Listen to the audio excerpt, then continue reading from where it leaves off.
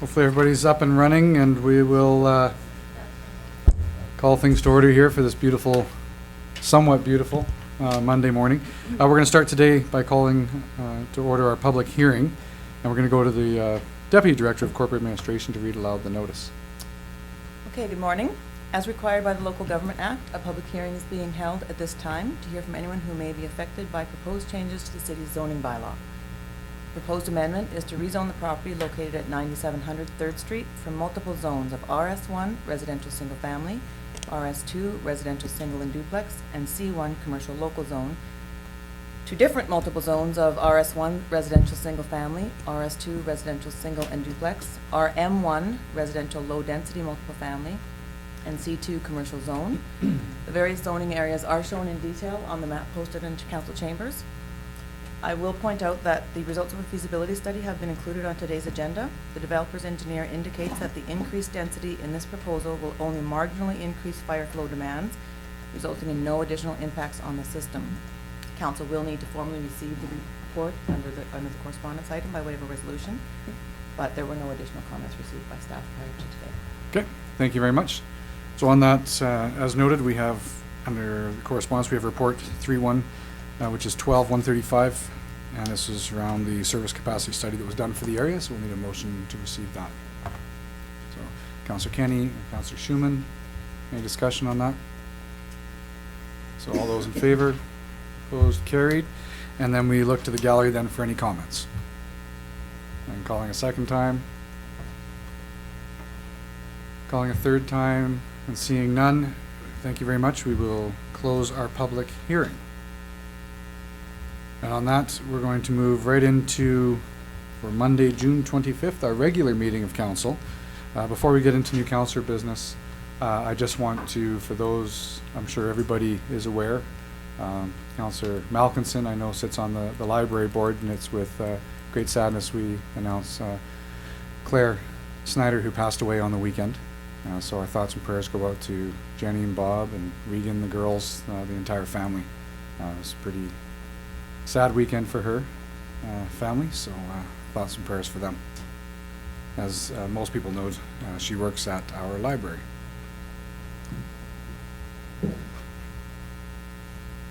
So we'll move into new councillor business, start with Councillor Parslow, who has something on the agenda. Right, I wrote a memo to council and I would ask that it be received at this time.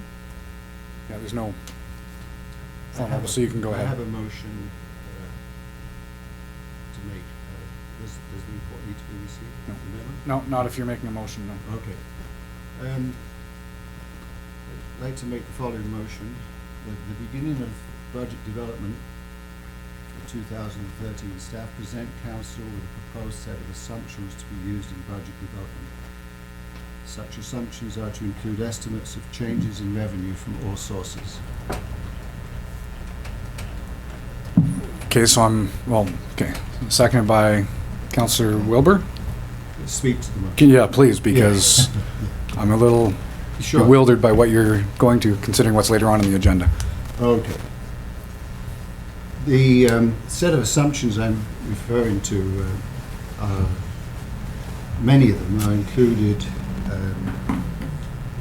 We're included in our 2012 five-year financial plan. And when I started on council, I asked staff about the assumptions that were governing the budget development, i.e. how increase in revenue was going to be used, when was the tax rate determined by council, and various factors. And I was told that those things were established by council, and that I had come on board sort of halfway through the budget process, which is fair enough. And so, to me, I would like to make sure that in the 2013 budget development, we as a council receive from staff early on in the budget development process all the assumptions that they're working with as it relates to revenue and increases in inflation and rates and all that sort of stuff that we will be considering, rather than at the tail end.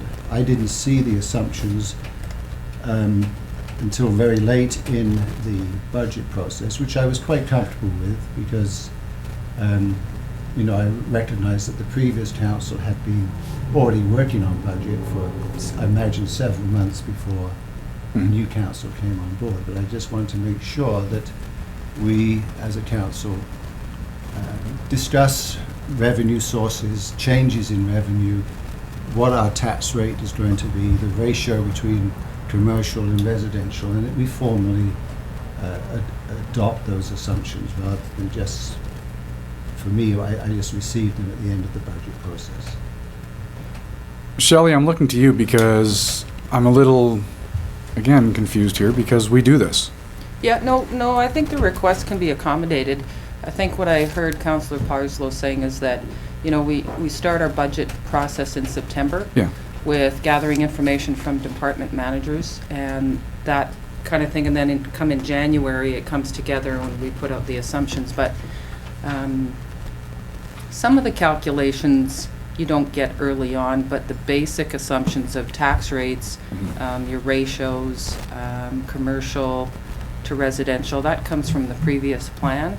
And I think what Councillor Parslow is saying is if we put it in a assumption document early on, council sees it early on, and then you guys can approve it at that point. So that's used in the process over the next 3 or 4 months, subject to change as more updated information comes. Okay, so it's basically, you're looking for something, if I can paraphrase, it's kind of an early document to almost guide the rest of the budget process instead of it being an informal one, which right now staff kind of goes off of the direction of council, but we've never put it into a formal document. Yeah, we start off the process with the actual timeline, and I see that as an assumption document at the same time you would receive and say, yes, we confirm that this is what we want used in the plan, and basically go forward, and any change from that assumption because of changed information would be brought to council. It can be accommodated very easily. Okay, Councillor, that's what you're... That's okay. Exactly what... Yeah, it's nothing new, it's just that I just think it should be formally discussed and adopted. That's all. Sorry. Any other questions or on this motion then from council? No? Okay, so... okay, Councillor Sorry. Malkinson? This kind of catches me off guard. I'm not really, you're going to call the question, are you, right now? If you have something to say, go ahead. No, that's fine. No, go ahead. Go ahead. Good. Okay, so seeing nothing else then, so all those in favor? Anyone opposed? Okay, it's carried. Councillor Parslow? New council of business? Yes. And just... I'll let you finish off. Yeah. The Rotary Lake Preservation Society held its first event this last Saturday, and I know you were in attendance and several other members of council. I learnt this morning that 1,370 people passed through the gates at that function, and I think that the committee should be congratulated for a well-planned event and a very successful event. So perhaps I thought council might want to send a letter of congratulations to the committee.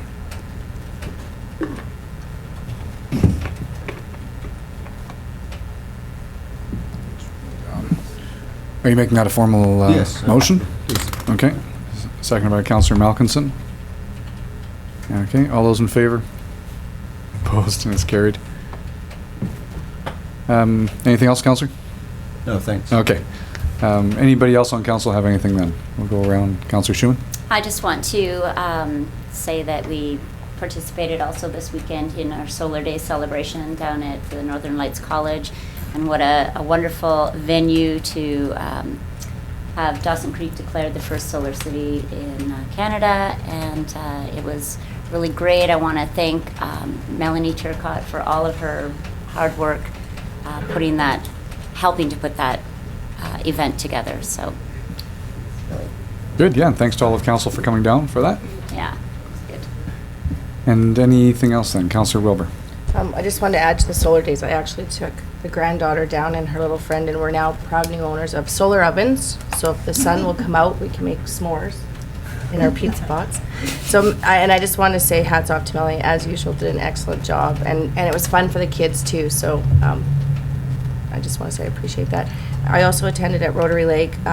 It was busy, finding a spot on the lawn was hard. We had a bit of a downpour, but it sure didn't stop any smiles or any activity down there, so hats off to them as well. Good. Councillor Malkinson.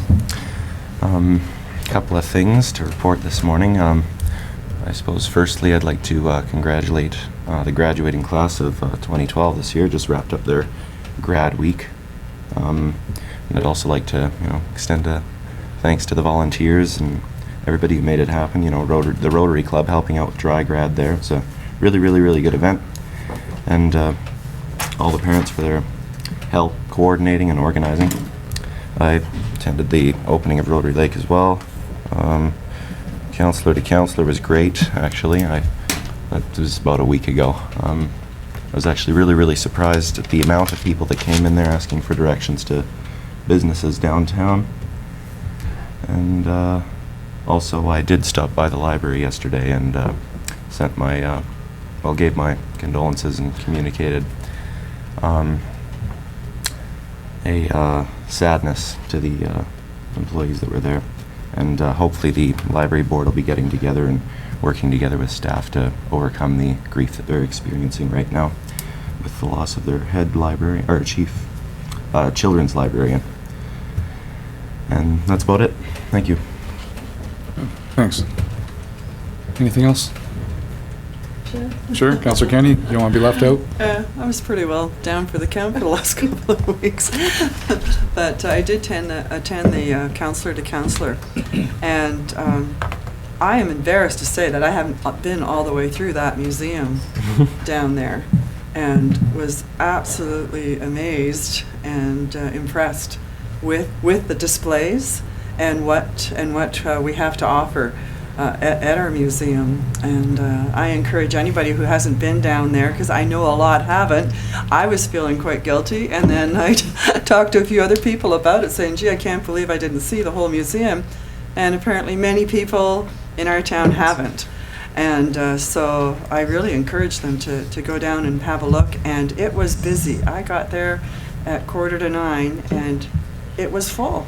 It was full of people, so it's a real popular spot. Yeah. There's people there from Newfoundland and from the States, and it was quite amazing. It was an eye-opener. But the importance of tourists in your own town is to actually remind people of what we have. So, as you say, it's a great display. especially with so many newer people moving to town. Yeah, and I just did a holiday, like in Nova Scotia, Newfoundland, and that's where I was going. I was going to all the interpretive centers and the museums.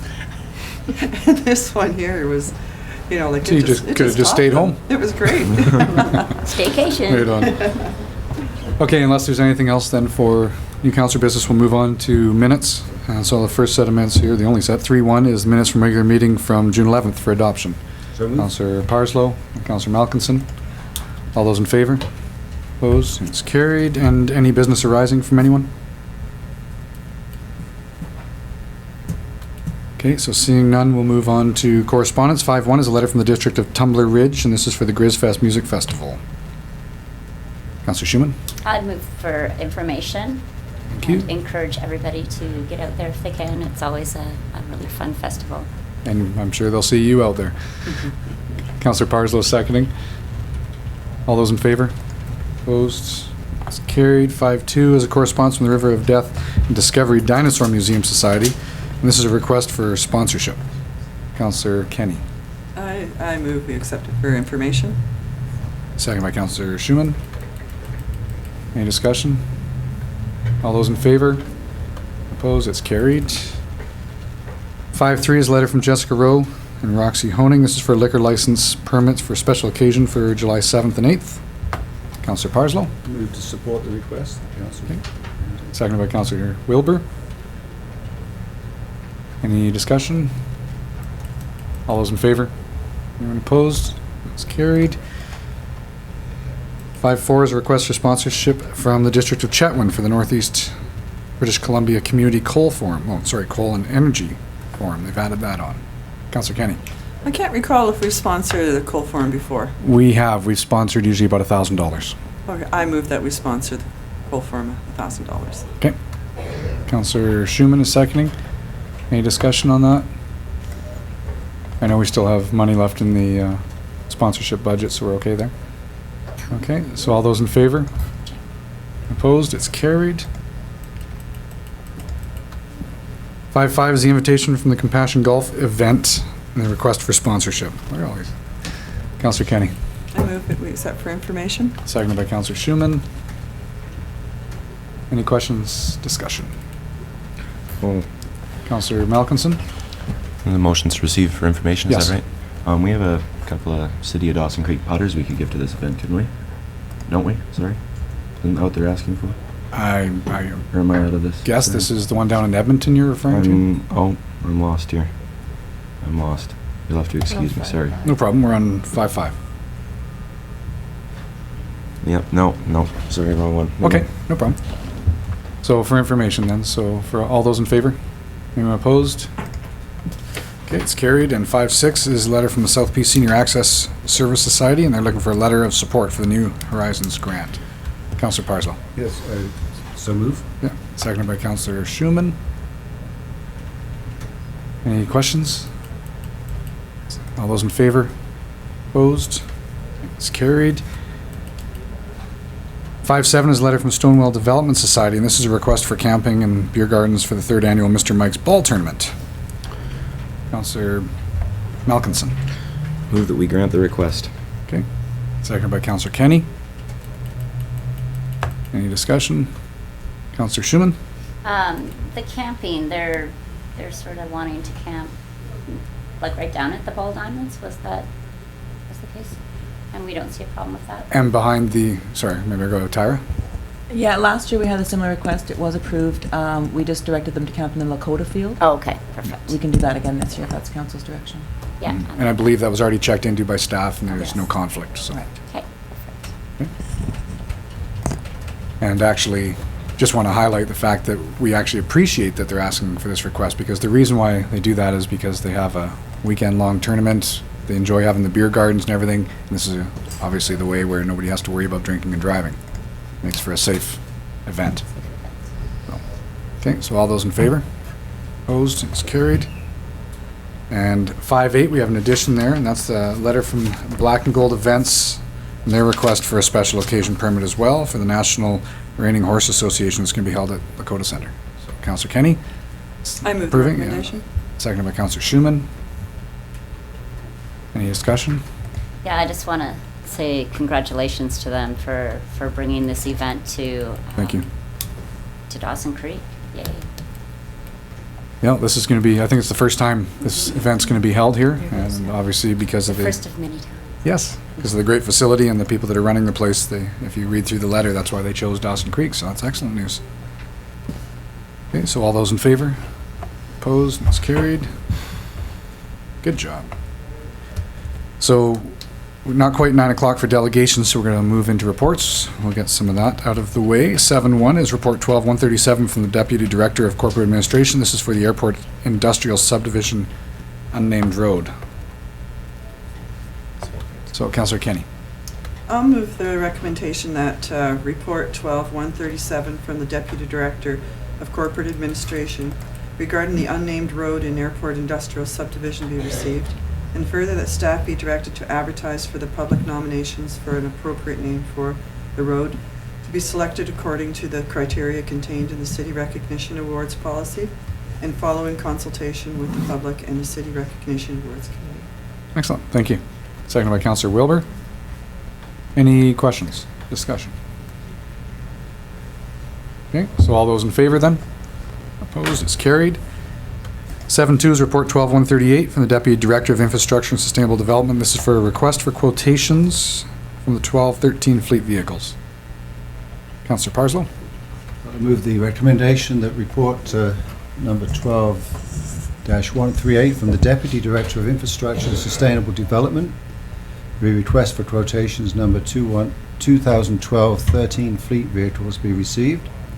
Further, that staff be authorized to purchase two 2012 minimum 3,175 kilogram gross vehicle weight four-wheel drive extended cab short box pickup trucks from Capital Motors for $24,473 each plus taxes, and two 2012 minimum 845 kilogram gross vehicle weight four-wheel drive dual wheels extended cabin chassis with dump box from Capital Motors for $55,420 each plus taxes, and one 2012 minimum 3,900 kilogram gross vehicle weight two-wheel drive cargo van from Capital Motors for $23,263 plus taxes.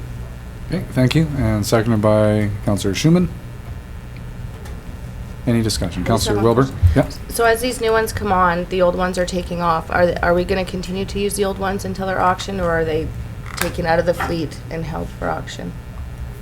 Like, are we replacing, or are we increasing for? Greg? Through your worship, yes, we keep using the old ones until we get the new ones, and then the old ones are either reallocated to some other function, as has happened in the past, Mhm. given away to other community groups, or they're put up for auction. Thank you. Okay. Anything else? All those in favor? Opposed? It's carried. So 7.3 is report 12-139 from the Director of Infrastructure and Sustainable Development. This is our water conservation bylaw exemption automated sprinkler systems. Councillor Schumann. Yeah, I'd like to move the recommendation that report number 12-139 from the Director of Infrastructure and Sustainable Development regarding water conservation bylaw exemption for automated sprinkler systems be received, and further that water conservation measures bylaw number 3844 remain unchanged. Okay, seconded by Councillor Parslow. And discussion from anyone before I jump in? I'll just let you know the reason why I brought this forward again for those that weren't around before is right now we have a lot of people in town who invest a lot of money into in-ground irrigation systems that are programmed to come on in the evenings. All the research I found and talking to the manufacturer and the supplier of these, the best thing for your lawn is to run them between 2 and 4 o'clock in the morning. So that's what they're all doing. So every single person that has these is right now contravening our bylaw. So my thought was originally that we wanted to look at rewording this or doing something so, even if they're doing it on the same days they're allowed, but allowed to do it with in-ground sprinkler systems in the middle of the night instead of right now where they're contravening. So right now, we're not doing anything about it, but realistically, all you need is one neighbor to complain, and then we have to tell people they can't use it anymore. So, Councillor Kenny? So you're saying that they still be watering on the same days? They're not going to be watering every day, but they'd have to water in that time frame that we... Well, right, so the way the motion originally went forward is we asked Yeah. staff to find out what other communities are doing, right? Because And we they're didn't want not. to just... And they're not. That's right. Yeah. So that's why we wanted to see what that information came forward with. So, which I assume, which is why the staff recommendation is, well, nobody else is doing this, so.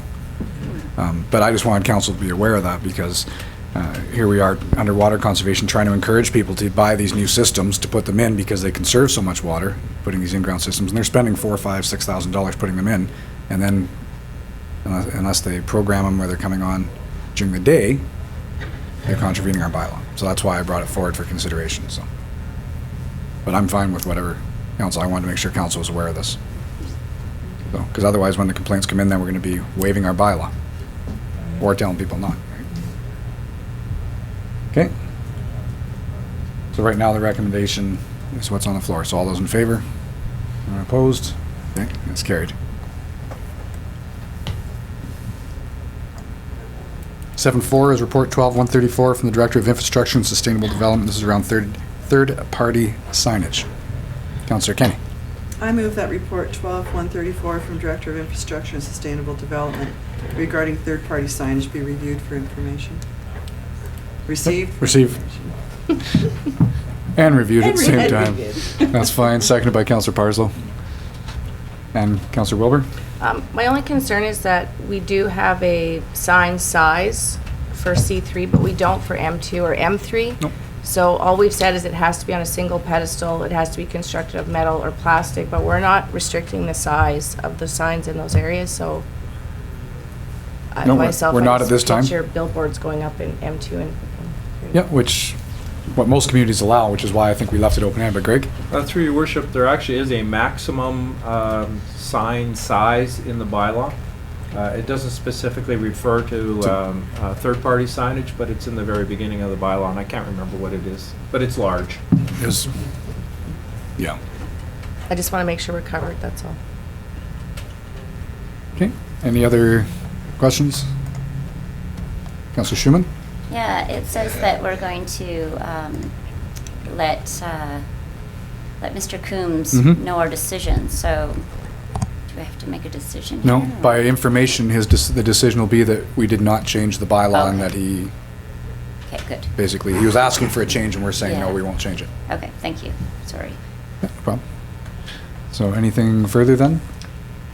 Okay, so all those in favor? Anyone opposed? It's carried. One more. 7.5 is 12-152 from the Director of Infrastructure and Sustainable Development, and this is the application for the electric vehicle charging station infrastructure funding. Councillor Schumann eagerly putting her hand up.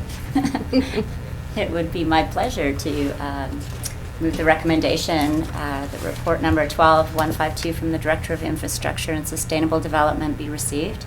Further, that council direct staff to apply for the community charging infrastructure funding through Plug-in BC for the installation of 7 electric vehicle charging stations. Further, that the City of Dawson Creek commit to installing 1 station for each $1,000 worth of funding received by March 31st, 2013, to be funded from the sustainability budget. Okay, seconded by Councillor Parslow. And any questions? I Councillor have, Parslow? I have some questions. Mhm. I'm assuming that the people who plug in, there's a meter there that they pay into. I mean, To be honest, that's a really good the question. ones I've seen, I think on the TV at Yeah. some gas stations and so. I think You have to there swipe is a your credit meterage, card or... but I'm assuming that they pay for the hydro that they're using. Is that anyone got any information about that? I can't answer that one because I haven't seen these particular stations. The No, ones I- that I've seen do that, but there is also some that you put in public places where the city, it'll tie into a city system, so I'm not sure which ones these are. I see. Greg, are we familiar at this time? Through your worship, I don't have that information, but I believe Kevin may, so perhaps we could ask Kevin. He's kind of shaking his head too, it looks like. That's a good question, but I mean, Yeah, well, that's all those electric vehicles that we have presently in the community are going to drain down the system, yeah. yeah. Well, you know, the concept's fine, but I'm just concerned that the people pay for what they use. Mhm. It's not a freebie. And the other question is to Shelley. Just this is to be funded from the sustainability budget.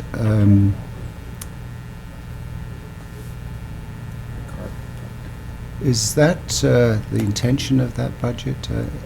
I was reading the policy on this and I got a little confused. Is this a correct charge to that budget? I haven't looked at the application, through your worship, so I would look at the application first, but based on the dollar value, it's not high enough to hit the capital budget, Yeah. so then it would be operational, but I'd have to look at all the parameters through it. If I can on that, it's also not a dollar amount, but typically this would even have come to council, but I wanted it to come to council because no, this is it's something we, Sure. at the FCM, we wanted to highlight that we are looking at doing.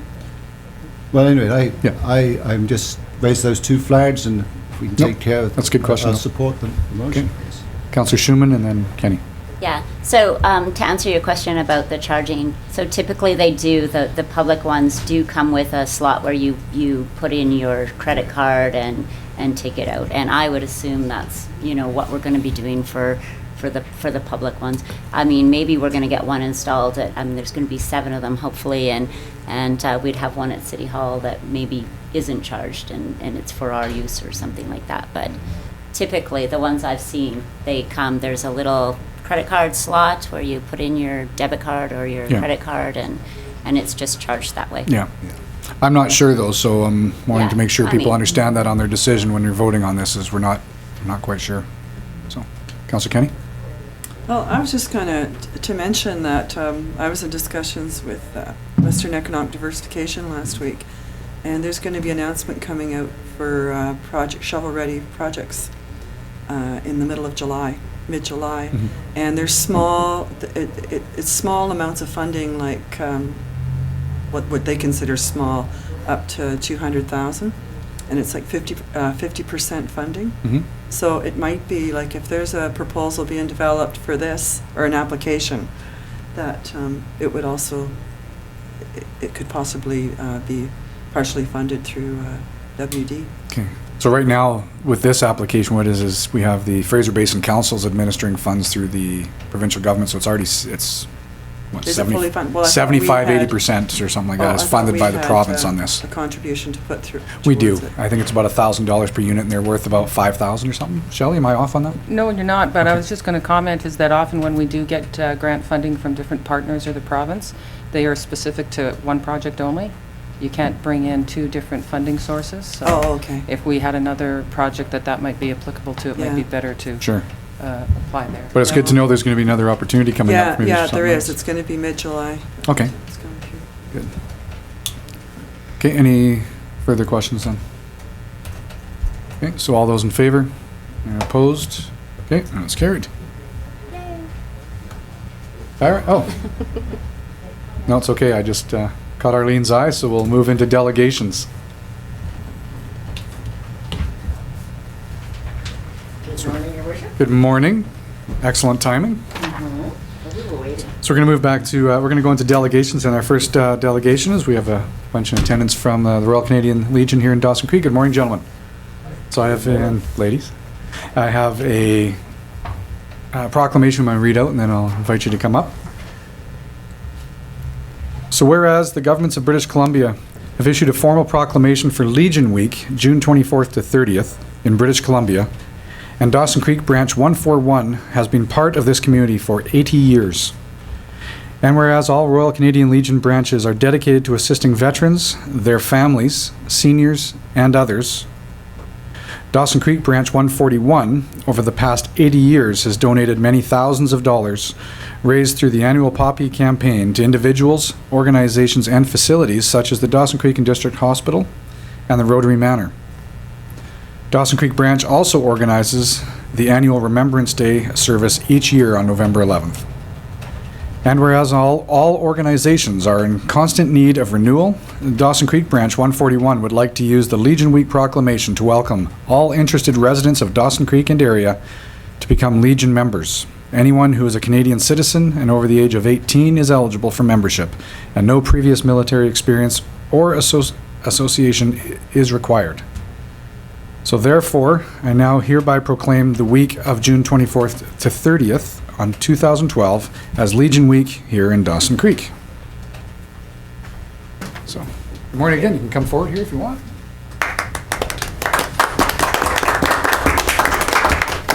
Thanks for coming in. Thank you. My pleasure. Nice to see you. Pleasure. Nice to see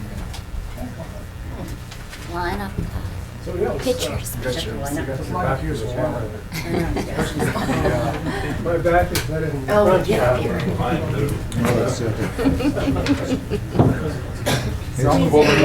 Behind our name there. You're taller than I am.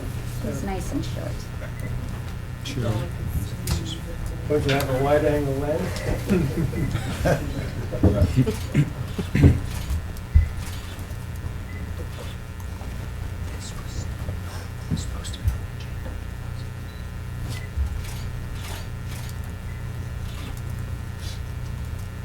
Good job.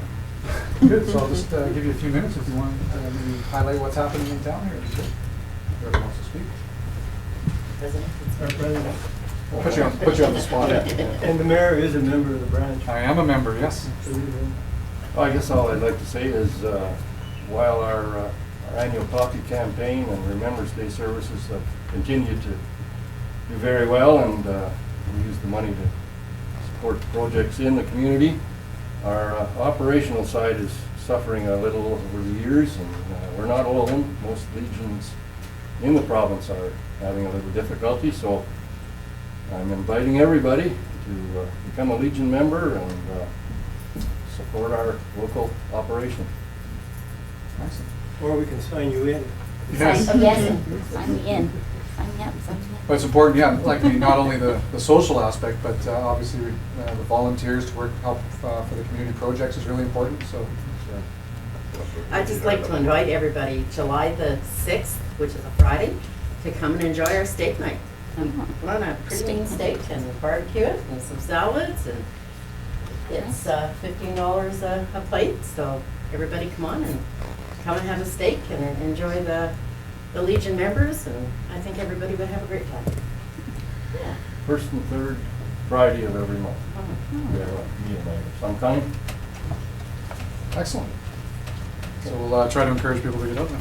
Councillor Malcolmson. Do you want me to stop by the office there to sign up? Absolutely. Okay. Absolutely. Our membership chairman is right here. He'll be just too happy. Which one is that? Application. Oh, okay. Okay. There's a- Cash is good. Happen to have one. Get them now, baby. Well, we've got the cameras rolling. I don't see anybody here that is a member except the mayor. That's because he always signs me in. Ah. I'm just gonna stop signing you in, so you have to get a membership. Yeah. It's only $50, Cheryl. I know. I should be able to Poor afford Cheryl, it. she gets I've named. enjoyed right. everything. Yes, you should. So it's a good, so thank you for coming in. It's a good opportunity. We want to make sure that, we get the message out there that, because I think the biggest thing is, and there's the misconception out there, originally, when you wanted to become a member, you had to, for myself, I had to find, for my grandfather and get his numbers and make sure all the military background for the application, but that's no longer needed for the Legion. So we want to make sure that that's stressed for everybody as well. You don't have to be, have the military background in your family anymore. We just want to make sure that you're somebody that wants to get out, volunteer, give back to the community, and be part of a great social club. And the great thing is that the Poppy Fund, we give out to different organizations in the community. You just have to apply for it. And we've given out a fair number or a fair amount of money into the community, and we continue to do that. And it just makes it, a lot of people don't realize that. Yeah. They really don't. I think another one too would be, is your scholarships and bursaries that the Yes. Legion has as well. I think is really important. That goes out to the youth in the community. Yes, we just, our president just gave out a scholarship this past week to the grads. And I think it was $107,000 overall for all the businesses and organizations in the community. I think this community should be pretty proud of that, because it's not every community that can give out that amount of money. Casual dress is acceptable. There's a big and expensive program that's happening across the province right now, although it's centered in the Lower Mainland, is our Veterans Transition Program, which a lot of veterans coming back from Afghanistan are suffering in more than one way. Some are physically disabled, and a lot have been mentally traumatized. And there's a program now called the Veterans Transition Program, which is using counselors based in the Lower Mainland through some local hospitals, but they'll travel throughout the province, or if there's say a veteran up here that needs some assistance, they'll take him or her down to Vancouver and go through this program. Another program they're instituting is a re-education program through UBC, which a lot of veterans have some qualifications that with a little bit of work can be worked into community employees and so on. So that's a couple of the new programs that are being worked on. Isn't the City Hall having a group of travelers coming up through for? Yep. Yes. So We're having a smaller amount come through. I think we're having is it Canadian? There's a contingent of about 20 vintage military vehicles coming through the same time that large group is coming. Oh. We're hosting the smaller group. The city, I understand, is looking after the bigger group. Well, the Legion's always been near and dear. My whole family are Legion members. My father-in-law presently is zone commander, and Day knows my mother-in-law is past Dominion national president, based out of Ottawa for for the Legion, so been involved for quite a while. So I really want to thank you for coming in, and appreciate everything you do for the community as well. Thanks so much. Yeah, hopefully. Sign up hopefully. back in here, too. Love to. Thanks, too, and I love the medals. I would have signed up on the spot. Hey, Dave. She's gone. Thanks. Yeah, where's your suit there, Ernie? We're doing I it. don't have a jacket that fits me. Shoulders are too big. So, no. Yeah, when they Good. came, like, So we're going to move along then into our next delegation. We have, under 6-2, we have Mr. Ron Ham in attendance who wanted to have a discussion with council. Good morning, sir. Yeah, just have a seat there, would be excellent. Mr. Mayor, Council. Just trouble you, I'm not sure if the microphone's on. You might have to flip the little switch at the bottom on the stand. There you go. Better? Excellent, thanks. The reason I'm bringing this proposal at this time is I was made aware by staff that council gave directive to staff to change the zoning of this property to RM1, which is a use I don't have for it. So we've put a proposal together. I'm new at this, so I don't, shall you read the proposal? I assume everybody's read it anyway? We actually have it all in our Right. there. So the way it works under delegations is, so formally we don't make any motions or anything, but it's an opportunity for you just to kind of express what your opinions are, and then we can ask questions. Well, my wife and I proposed to develop a home site on the northern portion of the property. The home site would remain RS1, single-family residential. We also plan to develop 4 lots on the west side, zoned RS2, for duplexes which we will build, own, and manage. We offer the southeastern portion of the property to the city as park area. Our intention is to retain the existing tree buffer on the east side of the property adjacent to Forest Park subdivision.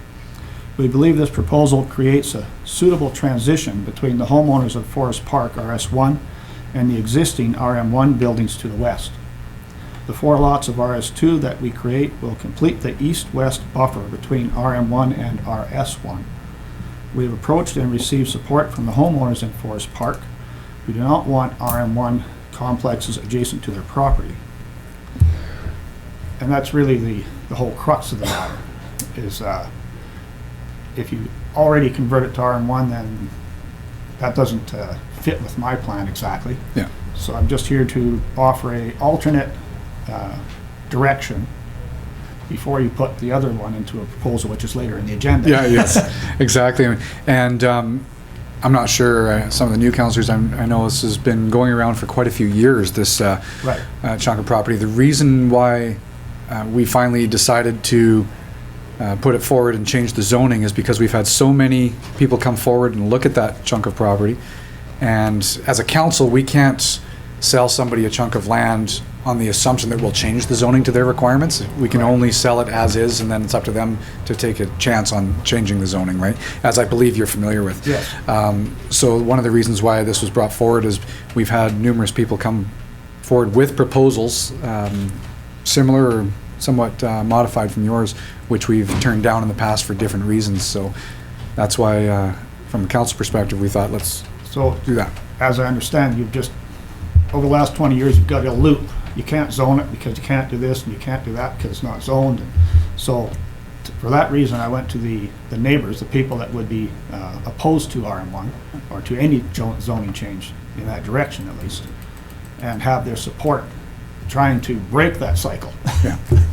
And put forward a proposal that has the support for that future zoning. And that's what I've done. Yeah. Have a list of the people that are neighbors to that Yes, property and so forth. See that there. Yeah, and I really appreciate the attention that you put into having this proposal here. So are there any questions from council? No? Okay, so not at this time. So as you're aware, later on in the agenda, we do have another change for that, but I appreciate you having this come forward.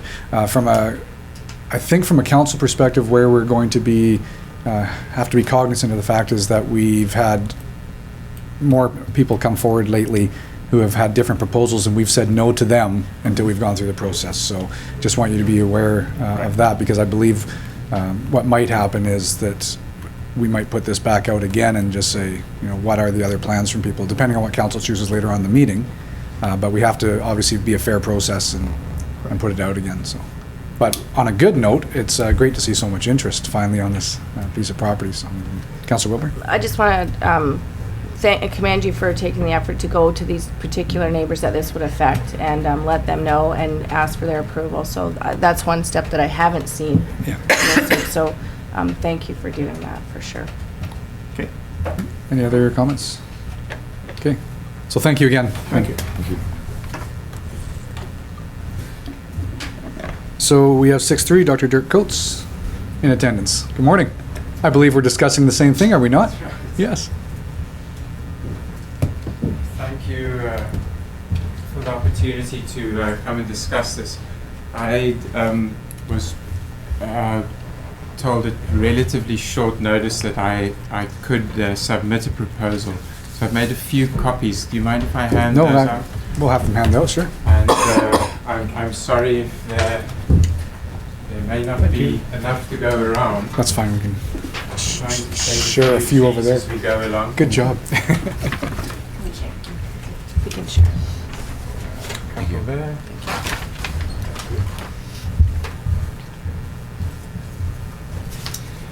Yeah, so thank you. This involves the same lot 1400 on 92nd Avenue, and without taking up too much time, my wife and I have been looking for a home for quite some time in town. We were living on an acreage outside of town, and we really had a battle to find a nice piece of land to make our home, our permanent residence.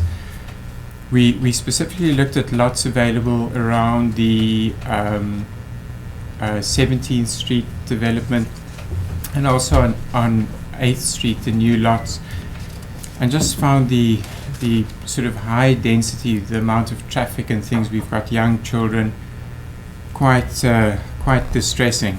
And so, although there were houses that we liked, we just didn't like the feel of the neighborhoods. We were very lucky to find one lot that was suited to our needs, but it certainly highlighted that there weren't a lot of lots available for people to build family homes and create nice sort of family-friendly neighborhoods. I propose that this lot remains RS1, that it's developed for single family homes. I understand that in some developments people can still put in a basement suite if they want. I don't think that's allowed in all developments. So, but keeping density somewhat contained. And create a beautiful area for people to live permanently. I've sort of drawn a very basic map and just laid out what I think is one potential layout for this for the lot. One of the things that I found interesting was that there's only one entrance to Lepke Park, which is a beautiful park, and I was actually there on the weekend. I rode my bike through it. It was lovely. And with this proposal, I also intend to and whatever it would be, keep public access to Lepke Park. So in my proposal, my first wish for that lot would be to keep it parkland and actually develop it as just a beautiful place. It's south facing. It's got lovely views over the city, where people can take their kids and play. The closest parks to here are at the two schools, Crescent Park and Frank Ross, and I think it's just a lovely site backing onto Lepke Park. But if it can't be, the city isn't willing to incorporate it into Lepke Park. I think developing it as single-family lots would be, I believe, the best use, and that's how it's currently zoned. Of course, once it's subdivided, people are free to apply for rezoning, whether or not the city will entertain those applications. So yeah, that's my story. Excellent, thank you. And you heard a lot of my similar comments earlier around this. Any questions from council? Councillor Schumann? I don't know, it's not for you, Dirk, but this is the property there's some really high development costs to go along with it because it's that sloped area that... Because of the one sloped that area, yes. We've struggled with over the years, right? So over the years, you are correct. So one of the issues, though, that where we're seeing Dawson Creek, and I'm just going to kind of do a monologue for a second, if I may, where Dawson Creek's seen a bit of a change is, 15, 20 years ago when you were selling a lot for $5,000, it didn't make sense to spend $100,000 to fix up that area because of the charges it was going to be for the water, sewer, because of the slope of the land and a lot of landscaping in order to be accommodating. Because of the change in the economies, change in the community, we're starting to see more people come forward looking at this piece of property saying now there might be a business case to actually put the money into developing this land. But you are correct. A lot of the developers in the past who have looked at it have come back and said, no, it'll be too costly because of the lay of the land, the slope of the land there was some issues. So. I recall the property up at the end of 100 Avenue was sort of the same. There was going to be these high development costs to get it going, and so I think that's when we sort of went to more of a multifamily zoning there to make it more affordable for the developer to actually use those development, or make it more affordable for those development That's costs. part of it, and because pretty well every proposal I believe that we've seen to date has been people coming in saying we want to look at doing something there, but we want multifamily or we want duplex or zoning. I was just trying to wrap my head around that maybe property. Greg or to Kevin, is there more to it than that? I mean, that's basically the background in a nutshell, right? Through your worship, no, you have hit the nail on the head. The reason that the property stuck around for so long was that the price you could expect to receive from a lot was considerably lower than you can expect right now. And I haven't crunched the numbers, but I'm assuming that these people have, and you could probably service that area and still make some money developing it and selling lots either for single family or duplex. I must say I'm not sure that the argument that multifamily lots are more valuable necessarily holds water. I've been looking around a lot, and I think anything that's single family, you're going to be paying the same amount of money for multifamily.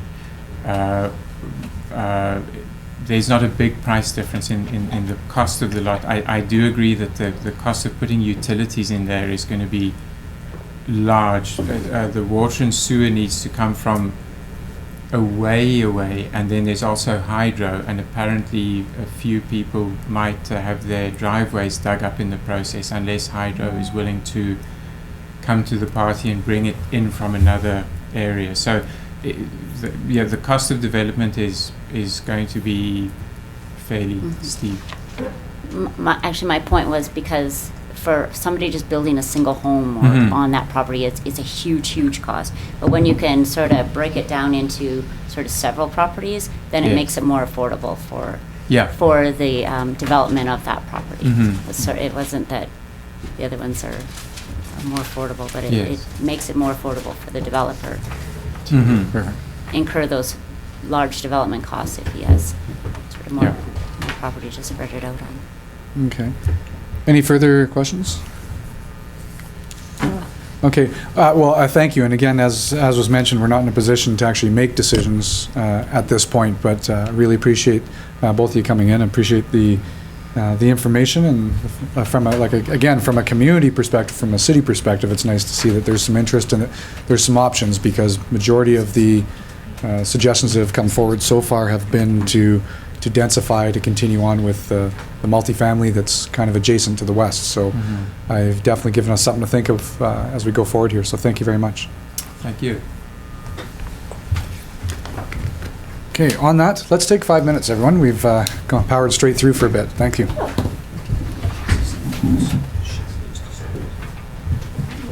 So let's get back to where we were, which was 7.6. So 7.6 is Report 12-133 from the Director of Infrastructure and Sustainable Development, and this is for a temporary industrial use permit at 1001 17th Street. So, Councillor Malkinson. I move that the report from our Director of Infrastructure and Sustainable Development regarding the temporary industrial use permit of 10001 17th Street be received, and further that temporary industrial use permit 10-02 be granted an extension of 18 months expiring December 19th, 2013. Thank you. Seconded by Councillor Wilbur. Any questions or discussion there? No? So all those in favor then? Anyone opposed? It's carried. 7.7 is Report 12-150 from the Deputy Chief Financial Officer, and this is the 2011 Statement of Financial Information. And you'll also notice on this that there was another handout that went along with it as well that didn't make the agenda. Councillor Wilbur. Motion. I make a motion that report number 12-150 from the Deputy Chief Financial Officer regarding the 2011 Statement of Financial Information be received. Further, that Council approve the City of Dawson Creek's 2011 Statement of Financial Information. Second by Councillor Schumann. And Tyra, were you wanting to add something there? Yes, through you, Your Worship, just wanted to point out that the handout given out this morning has now been attached to the agendas for public information as well. Okay, so it's open. Everybody can see it. Excellent. And Councillor Parslow. Just some questions to Shelley there. The remuneration, does that include benefits and vehicle allowances, if there are any? The remuneration does include taxable benefits. I don't believe it includes allowances. I think the allowances might be in expenses. Because allowances are under box 40 or whatever and not on the taxable, so thus it wouldn't be under remuneration. Taxable. I'll double check that for Yeah. you. Yeah. I do have some questions, but I think they're of an individual employee nature, so I would like to ask them in the camera section of the agenda Okay, so you'd have to, so you'd have to make a motion. at the time. Yeah, okay. Well, no, yeah, actually, when we get to 16.1, Yeah. probably be the best when we go Okay. to go in camera if there's things there, and then we have to ask staff if it qualifies to go in camera. Yeah. Okay. Anything else then for this report? Okay, so all those in favor? Anyone opposed? It's carried.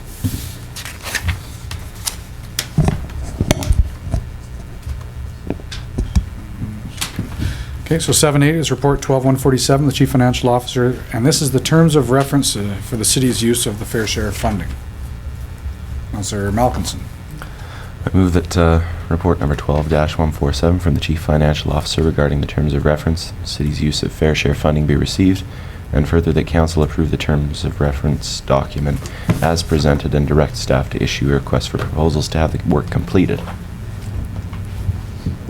Okay, seconded by Councillor Parslow, and comments? Councillor. I think the Chief Financial Officer has done a very succinct job here of the preparing this, and I think this is very important work that will be undertaken because, as some people in the community say to me, that we're quite exposed if anything happens to fair share, and I think we need to minimise that exposure. So I'd like to thank Shelley for her work. Okay. Anything else? No? So all those in favor then? Anyone opposed? Okay, it's carried. And 7.9 is Report 12-151 from the Facilities Manager, Camborne Aquatic Center Tile Repair and Replacement. So Councillor Schumann. I move the recommendation that report number 12-151 from the Facilities Manager regarding the Kenbork Aquatic Center Tile Repair and Replacement Tender 2012-06 be received, and further that Council direct staff to enter into a contract with Concord Contracting in the amount of $147,000 plus HST for Phase 1 of the tile repair and replacement to be completed by September 2012. Funded through a combination of the Kenbork Aquatic Center tile and grout replacement capital funding and surplus from the McPhail-Hutchison Building capital funding. Seconded by Councillor Kenny. Any questions or comments? Okay, so all those in favor? And opposed? It's carried. We'll move on. 7:10 is report 12-148 from the facilities manager, and this is for the Kin Arena lease space. Councillor Wilbur. I make the motion that report number 12-148 from the facilities manager regarding Kin Arena lease space be received. Further, that council direct staff to enter into a 3-year agreement with Mickey J's for the operation of a skate sharpening business in the Kin Arena lease space consisting of approximately 188 square feet and located in the north central section of Kin Arena lobby, commencing July 1st, 2012 and ending March 31st, 2015 at the following annual rental rates. $1,065.50 for 2012, $1,086.81 for 2013, and $1,108.55 for 2014. Second by Councillor Malcolmson. Anything from council? No? Okay, so all those in favor? Anyone opposed? That's carried. 7:11 is report 12-142 from the Director of Corporate Administration. This is for the Dawson Creek Annual Report. So, Councillor Parslow. I'd like to move that report number 12-142 from the Director of Corporate Administration, re Dawson Creek Annual Report for 2011 be received. Further, the City of Dawson Creek's annual report for 2011 be made available to the public. Further, that July the 23rd, 2012 be declared the annual meeting, at which time Council will receive final input from the public before approving the annual report. Seconded by Councillor Kenny. Any comments? Councillor Kenny.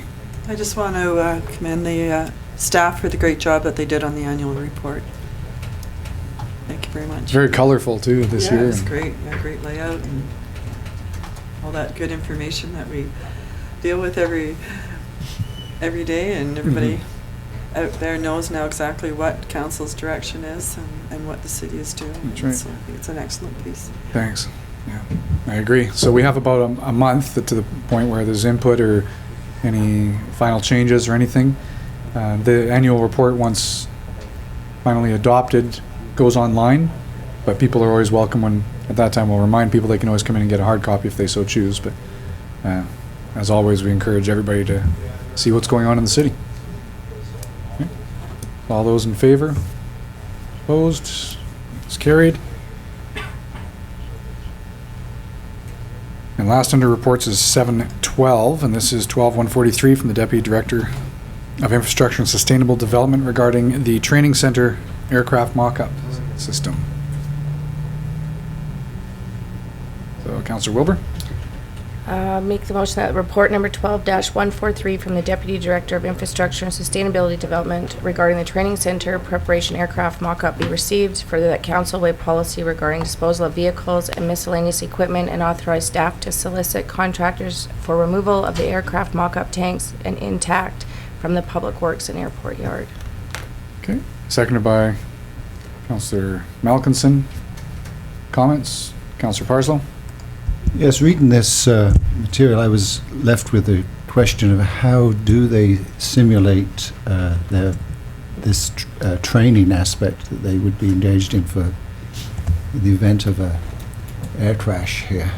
So how is it done? Without You had to ask the question, didn't you? Yeah. I was going to. Great. Well, through your worship, what they used to do was just fill it with flammable material and set it on fire and send the firefighters in there, and they would put smoke in so that they couldn't see what they were doing, and it was just to get them used to the idea of operating in a very confined space where they couldn't see what was going on, very chaotic. It was a requirement way back in the day when Transport Canada was operating the airport, and we actually had an airport fire hall. But it was decided many years ago that actually wasn't a big priority, and the chances of actually getting to use it were very, very slim. So the requirement for that kind of training was taken away. Okay. You have a follow-up? Well, so am I left with the impression that the firefighters have no training in confined space fires? Through your worship, no, they have a lot of training. They just they use other facilities for that now. Where are they? You see them from time to time. They're mobile facilities. Yep. The people who do that kind of training for a living just go basically like gypsies around the province to various places and put on the training for the firefighters. And you'll notice on the front lawn of, or the front parking area there of the fire hall too, every day or two there's some form of training going on out there. Oh, yeah. No, I know they get a lot of training. I was just thinking about this particular type of training. No, yeah. Any further comments then? Okay, so all those in favor? Anyone opposed? It's carried. So this takes us to bylaws. We have 8.1, which is the land sale bylaw, 4145, 2012 for adoption. Someone, Councillor Wilbur, sure. Councillor Kenny. All those in favor? Opposed? It's carried. And 8.2 is zoning amendment bylaw 4143, 2012 for third reading and adoption. Councillor Wilbur and Councillor Parslow. All those in favor? Opposed? And it's carried. 8.3 is report 12-140, and this is from the Director of Infrastructure Sustainable Development. This is for zoning amendment bylaw 4146 for first two readings, and this is for 1400 92nd Avenue. Before we have a motion, I talked to Greg quickly, and I thought maybe we'd just give everybody a reminder of the differences, the RM ones, RS ones, because we heard this morning some of the background, and the reason why council was looking at making a change was because nobody was coming forward. Now there is, but maybe we can have a bit of background on the zoning. Greg? Through your worship, yes, what I wanted to point out was that rezoning to RM1 still allows for development that would be purely single-family dwelling or some combination of single-family dwelling and duplex. What the rezoning does for council is gives you more flexibility when you're entertaining proposals, because as you well know, you are responsible not just to the residents of Forest Park Drive, but to all the residents in town, and you are going to have to make a decision, I think, fairly quickly as to what's more important, whether it's the increased density, increased assessment, or providing more spaces for single-family dwelling. And there is actually no right or wrong answer to that. It's just an answer, and you have to live with the consequences. But this does give you a lot of flexibility going forward. Okay, thank you. So then, right now it'll be 4146 for first two readings if someone so chooses. Councillor Parslow. So move. Read the recommendation. Sure, please. That report number 12-140 from the Director of Infrastructure and Sustainable Development, rezoning amendment 12-07 bylaw number 4146, 2012 be received. Further, that zoning amendment 12-07 bylaw number 4146, 2012, rezoning 1400 92nd Avenue from RS-1 residential single-family zone to RM-1 residential low-density multiple-family zone be given first and second readings, and further staff be directed to publish the required notice for formal public hearing. Thank you. Seconded by Councillor Wilbur. And anything from council? Aside from the fact it's, thanks for that, Greg, because the proposals that we saw this morning would still be able to meet the requirements of this change that we're making. So just wanted to make sure that council knew that. So anything that the concern maybe is a little bit alleviated, that we're not changing something that wouldn't meet those requirements. So at least we make the zoning change, then we can put it back out there afterwards as a council, whether we're going to go to a RFQ or if we're going to go to just back on the land sale. So, Tara? Through you, Your Worship, it just might be worth mentioning that although the use is permitted in the RM1 zone, the lot sizes and the frontages and things may not exactly comply with the proposal that we were given. I haven't examined it because we just got it this morning, but certainly the use is permitted. Thank you. And also, I believe I was told on Friday, did you tell me that this property has been removed from the land sale list while we're going through this? Because that was one of the things that was still on the list that for sale. Yes, that's correct. Okay. Okay, so any other comments then? Just Councillor Parslow? one comment. I think it would be helpful, certainly to new members of council, for staff to review the policy that I think impacts this this sort of business. And the policy has to do with assess valuation, and the people then get remunerated. If they do what they say they're going to do, they get some of that funding back. I think I personally would like to understand that policy better. You mean the one that I brought up last meeting that I said we should change? And I really think we need to focus that, so maybe sometime staff can do that for us. Sure. Tara, you wanted to say something to that? Yeah, just that one has been flagged. We have received direction to do a comprehensive policy review, Yeah. and staff has flagged that particular policy as one that might need some extra discussion, and it'll certainly remain that way now that we have. Yeah, I'm just suggesting, I don't know the timelines for all this review, Yeah. but I don't think this policy needs to be reviewed pretty soon. Okay. Any other comments then? Just to highlight again that this is a good problem to have. You know, we're having a lot of interest in the community, a lot of interest in development, and that property has sat vacant for 50 years, and it's we're at that point where, you know, everybody's coming forward now and looking to be in and build in Dawson Creek. So we want to make sure we do what we can as a council to accommodate and work with our developers as well. Okay, so all those in favor? Opposed? It's carried. Thank you. So on that mayor's business, I wasn't going to say too much today on that, aside from anybody that says there's nothing to do in Dawson Creek wasn't here this weekend or the last couple of weeks. It seems like every time you turn around, there's an event, an occasion, or something happening in the community, and lots going on. So it's been busy. The only one I want to highlight on a personal note, as council's aware, I was down in doing my dog and pony show, I guess, for the last couple of weeks, and being alone, I guess I was both the dog and pony. And out at the Business Council of BC was the last one I was at. Great opportunity to be down there.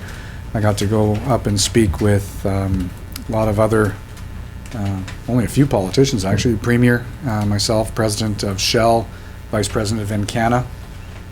And it was a great opportunity just to talk about economic developments that are happening in northern British Columbia. And a lot of great questions were asked as well. All revolving around Dawson Creek being highlighted continuously for the entire convention as the place to be, which, of course, I wasn't shy or embarrassed to agree with them. So on that, we're going to move to the diary. Greg? Thank you, Worship. I will give an update on the reclaimed water plant, but I will wait until Committee of the Whole to have Bruce Hayden and Jerry Longson. They don't change their names, just businesses do. Yeah. They'll be given an update on the Calvin Cook Center for Council and for the media, so I remind media to kind of hang around for that. The reclaimed water plant it's not all good news there either. The completion has been delayed because we're having trouble getting our exterior glazing. It's late in arriving, and because of that, we can't do final commissioning of the building until the building envelope is finished. Also, there's been a late change made to the electrical design and painting of the ceiling. And there's been some additional landscaping added to the scope because it kind of got forgotten in the Shell project. So our contractor is taking that on. The important thing is that the building is actually operating automatically at this point. Delivery of water to Shell is going fine. But it does mean that the truck fill station will be delayed, and it won't be able to open up until we've completed the rest of the work. And right now, we're probably looking at sometime next month for that to happen. Thanks. So as far as the facility cleaning and generating the reclaimed water, there's no issues with that portion. It sounds more cosmetic. Is that fair? Through your worship, it's kind of cosmetic, but it's important stuff that has to be done. Like, for instance, the painting of the ceiling is for the fire rating. But when you drive by, it's a good-looking building. It's starting to look very nice, and the landscaping is ongoing. Of course, you know, it's as these companies from down south keep finding out, it isn't actually like working in the Lower Mainland. You can't pick up a phone and get somebody like a materials tester to show up that morning. It takes a while, and that was just one of the small delays we had, was testing the density of the road base. As it turned out, there was only one nuclear densometer in the area, and of course, it's a big area the size of Europe, and it took him a while to get down and actually do the testing. So these little things just add up. Yes, I'm aware of that. So I have a question then, Greg, and I don't think it was in the budget for this project. So what's our long-term planning for the roadway itself, First Street? And I know we've never looked at finishing or completing First, waiting to see what was happening at the highway for realignment and all that. But now my concern is we have a fill station that's 100 yards off of pavement. Do we see that? Do we have anything in the plans for next year that staff has looked at, or anyone for completing a portion of pavement to the fill station so we don't have trucks on the mud? Through your worship, I don't know the answer to that, but perhaps Sean might, or Kevin? Through your worship, that's something we can look at. You get the point of a four-lane project on the highways may have some implications on that intersection, and a lot of the traffic will likely be coming off the highway. Yeah. And not so much down 160 on the pavement, so. Which is good. So we're probably better to wait until we see what the highway, yeah, okay. I mean, that's just something I was kind of flagging this weekend when I drove down there again. I was thinking the amount of traffic that we're going to have going up and down First Street, and that's one of the only roads there that's not paved, and that, you know, the mud that's going to track onto the pavement onto the highway is something we might have to. Supposed to be paved in 2016 according to our schedule there, isn't that right? Well, but all that was put on hold, waiting to see what the highway was doing. Oh, okay. Charlie? Sorry, Question to Greg. Just to quote you, I think you said this reclaimed water plant work will be completed sometime next month. As it's almost July, are you really thinking towards the end of August, or were you thinking within the month of July? You got to stop mentioning an actual date. Through your worship, yeah, you know, I've been wrong every single time I've come up with this. That's why I I'm am asking actually the question. hoping for July when I say next month, but please don't hold me to that. Well, I thought you might want some weasel. You know, think, well, next month, really into July, really nearly, so maybe it's the end of August. Yeah, but Councillor, if you notice, he said July, he didn't say 2012. By July of, well, yeah.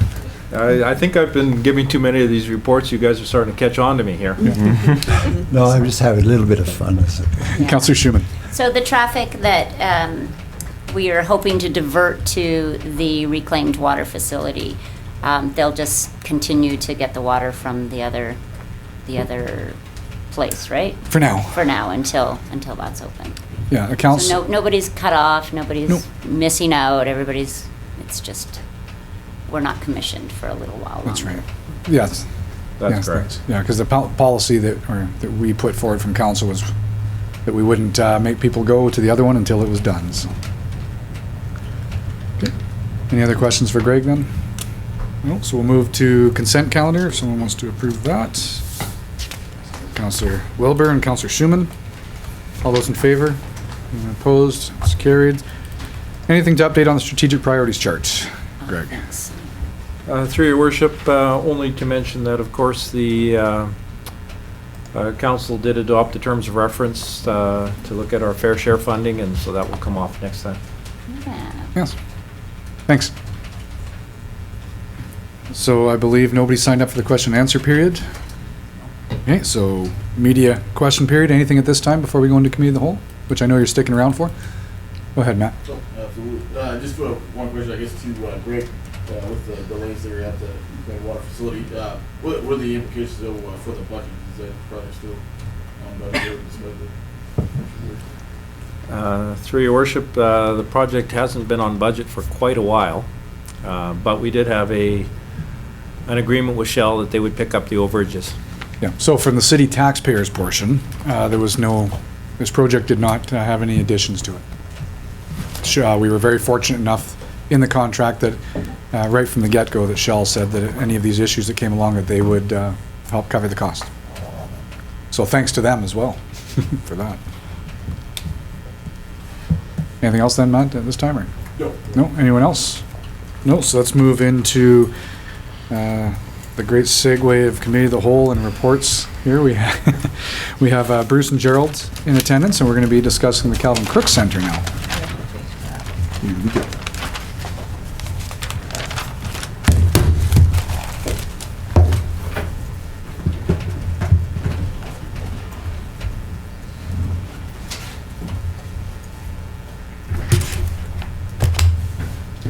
My apologies, but Gerald, we might want to do maybe some, with the background, some formal introductions as well, because I believe this will be the first presentation with some of the new council.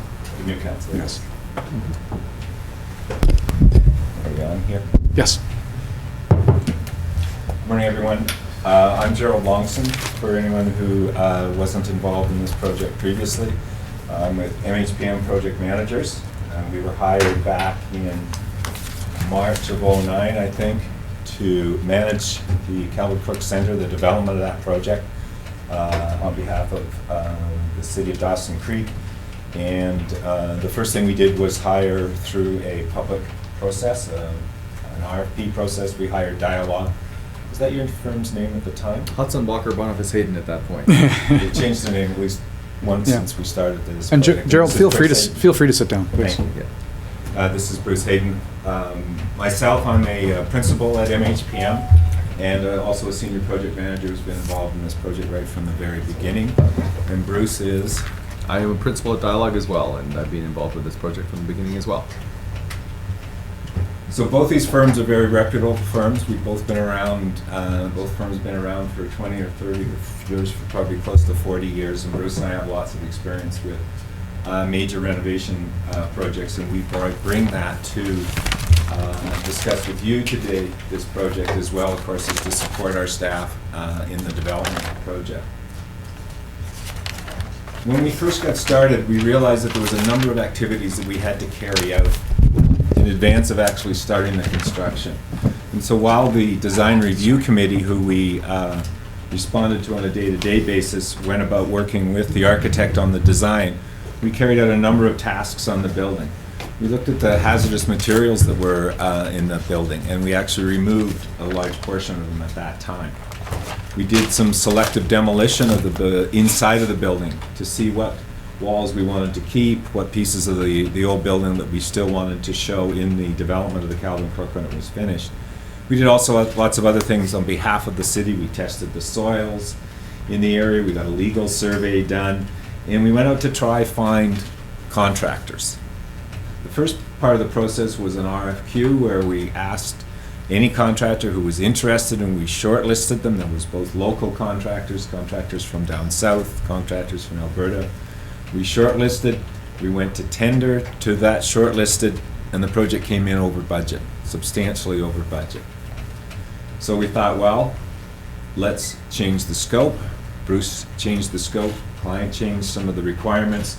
We went back out, this time to a public open tender. Under your procurement regulations, we selected the low bidder on that.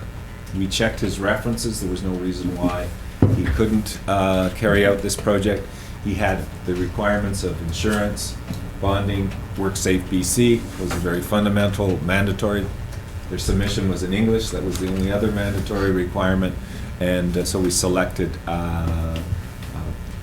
Preview Builders International as the contractor, and they're out of Chilliwack.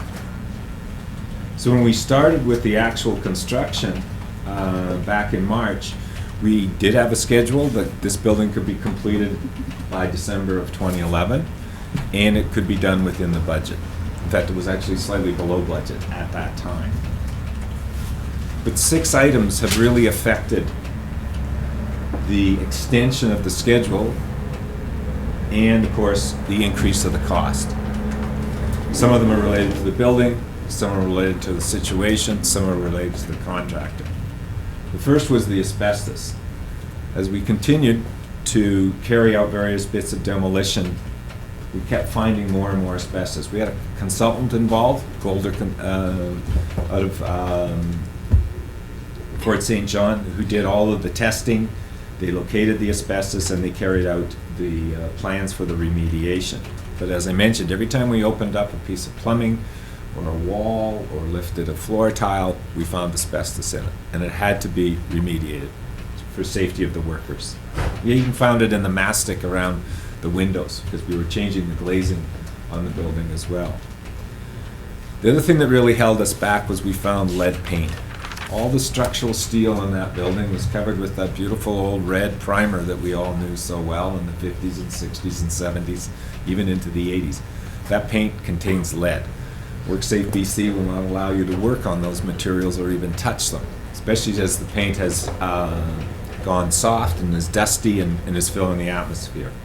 So again, we had to come in and write a remediation report, again with Golder, find some ways of encapsulating that. You can't actually remove it because it's on every piece of the steel structure. Again, that caused an extensive delay and also extensive amounts of additional capital. Because of these 2 very important health and safety factors, WorkSafe BC has become heavily involved in this project. And their involvement and the inability of the contractor to meet the environmental control plan that they're responsible for the safety of their workers meant that the job was actually shut down at least once, if not twice, because of WorkSafe BC not accepting the conditions for their workers, the contractor's workers on the site. We've had a couple of issues around water damage to the building. The first was during the construction, well, the roof was off and they were installing mechanical items on the roof through the heavily rain last year. Water got within the building, and that wet a number of the materials that we wanted to keep. It also created mold because the building was now moist and full of water. It created mold. So the mold had to be remediated. We had to bring the consultant to do that. And again, you got WorkSafe BC with workers in a moldy situation. The other area where water has created a bit of a problem for us is in the basement. This building showed, when we first went in it in '09, some small signs of water coming through the basement walls. We had a plan to remediate that. It was noted in early reports that the perimeter drainage was not adequate to handle the moisture, and that we needed to do something. So we had some temporary solutions. With the heavy rains and the melting snow this year, water has continued to come through the basement. And we have stopped construction in the basement and finishing the basement because we don't want to be building anything that we have to tear out because, again, it's getting wet. And second of all, we don't want to hide anything behind the walls, which will again create mold, which would be not healthy for anyone using the facility. The last of the 6 items that have created extensive amounts of additional time and cost is the inexperience of the general contractor. We've hired a general contractor from Chilliwack who had not previously done a major renovation project like this. We've continually had problems with them scheduling work on site that met our requirements as to the critical path for the next items to take place. They've had some sub-trade management, and this goes back to Greg's point about things being different in the north than they are down south. And in fact, they've had trouble hanging on to some of their sub-trades, and sub-trades that they came forward with in their bid have since left the job and they've had to go out and get other sub-trades. That has caused delays and has caused some additional costs. Site superintendents, I'm sure you've heard this one, when you bring up a site superintendent who does nothing but work on one project while he's here in town and his family is down south. We've been through 4 site superintendents. Site superintendent is the key to delivery of a project like this. He's the guy that gives the day-to-day instruction. He knows what's happening tomorrow and next week, and he knows when to talk to the architect. We've been through 4 of those. You can imagine the delays in trying to get up to speed on a building that's $10 million and the complexity of this particular, the Calvin Crooks Center. The project, again, because of the site superintendent, the project has actually been controlled and managed from Chilliwack, which isn't a very good situation, where the site superintendent needs day-to-day instant solutions. He needs to be able to talk to the architect and his consultants need to talk to the subtrades. We have not had that level of correspondence from the site, mainly because of the job being controlled from Chilliwack. The architect, in my mind, and I am an expert at this, I am also a professional and practicing architect, so I did review the drawings and specifications before they went out to tender. They are a good set of drawings. All the information that you need to carry out this renovation are in those documents. The contractor has had problems reading those documents and following those instructions that are in those documents. When we discover that he has strayed from those documents, it takes exceedingly a long time to get him back on track and to go through various reviews to show him why it should be the way that it was designed in the first place. Pricing of change orders, this job being a renovation, and anyone who has not done a bathroom or kitchen renovation knows that with renovations there's always additional costs. Not only does it take twice as long as you imagined, it costs twice as much. So in a job like this, there are additional costs. So we've seen a lot of change orders being issued. We've seen the contractor not proceed with work while these change orders are in process. The city has given a strong commitment to negotiating with the contractor and making sure that he gets paid on a timely basis. But their inability to price these so that the architect can review them and make recommendations back to you is taking way too long, and it is slowing up the construction because the contractor does not move ahead on those. So that's kind of a snapshot of where we are with the project. Now, if you look at how long are we looking to complete this project, we have a couple of options on that, and we'll talk about that a little bit later. Where it is now is that of the approximate $10 million construction budget, the contractor has built to date just over $6 million. He's building at about $450,000 per month. That's the amount of labor he can charge and the materials. The architect checks that. We've got over $3.6 million left, so if you do the math, it's about 9 or 10 months, just the way, based on his spending of money. That's kind of a snapshot where we are with the building right now. Bruce, do you have anything you'd like to add to that? Just a very slightly, I think Jerry's done a very good summary of it from my perspective. I'm just going to group the things slightly differently. In my view, I'm going to use 4 issues as opposed to 6, because to me they group one way to think about it is they group really in terms of the water damage that was created by the roof leaking, which in my view is pretty clearly a case of improper kind of control of the site. It's a relatively clear, straightforward contractual issue. The issue of hazardous material is often a complexity of this kind of building. I think that it's certainly true that could have been handled better. One of the things we did, which Jerry mentioned, was we tried to strip out. We had a separate demolition contract, and the whole intention was to absolutely minimize that. I have to confess, it didn't occur to us to actually strip the window putty at that point, for example. And the water ingress from that's around the perimeter of the building and foundations is one of those issues where we actually all fleshed it out. We had a very thorough discussion, and we tried to make our best judgment. At the end of the day, it wasn't the right decision, I think, is one way to do it. But we were working with the best knowledge we had at the time. And the last is the inexperience of the general contractor. It's certainly true in all projects that what you need to do to get a project really working is to find ways of creating a good relationship where you're looking at a kind of what I would characterize as a solution-based scenario. And it's more true in renovations. because of the complexities, things aren't always plumb and stuff like that. So, and that's been really challenging in our experience. You can't run these kind of things by remote control. And our other experience is that any issues, any complexities of drawing interpretation, those kinds of things have always been associated with a request for extra funds. Like there's never a kind of let's find a good solution for this. Let's find a way to charge more for the project, and that creates an extremely challenging atmosphere on site. So, other than that, I think Jerry covered it very, very thoroughly. Any questions? Yeah, we'll start with that. That might create more discussion. Anybody on council want to start? Councilor Parslow? Thank you. The last time I heard a completion date, I'm sure it was August of this year. So I'm now hearing between our last council meeting or the committee of the whole meeting, I forget which, the last one or the penultimate one to this meeting. So what has changed because I just heard maybe 6 to 9 months. What has changed that it would cause us to be advised that this move back from August to what, March?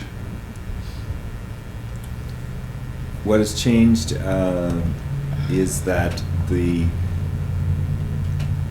examination and discovery of the amount of moisture getting into the basement of the building means that we have not moved ahead with the completion of any of the work in the basement.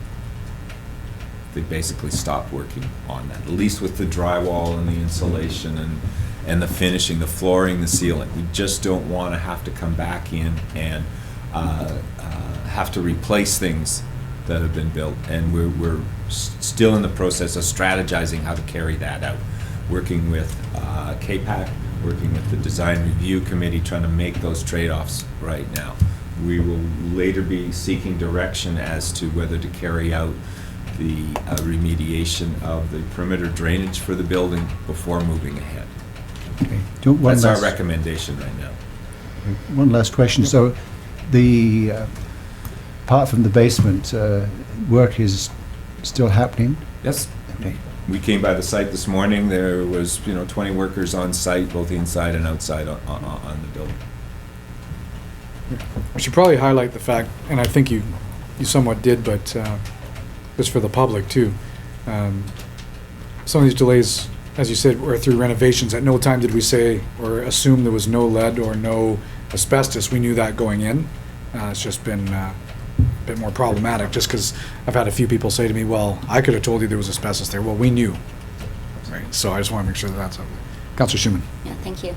So after your last design committee meeting, I attended a KPAC board meeting and was informed that you had sort of come to some resolution on the basement, that you could move forward with certain areas, that other certain areas just wouldn't be finished, but the majority of the areas that KPAC needed for their programming would be completed. So you're saying now that that's gone out the window and we're just not moving forward on the basement at all? Let me just step back a little bit. When we realized that the moisture was too extensive in the building to continue, we were asked to put together a plan. And we worked with the advisory committee to say what spaces do they need when we open the building, and what could we hold back on, and what could be partially finished. Right.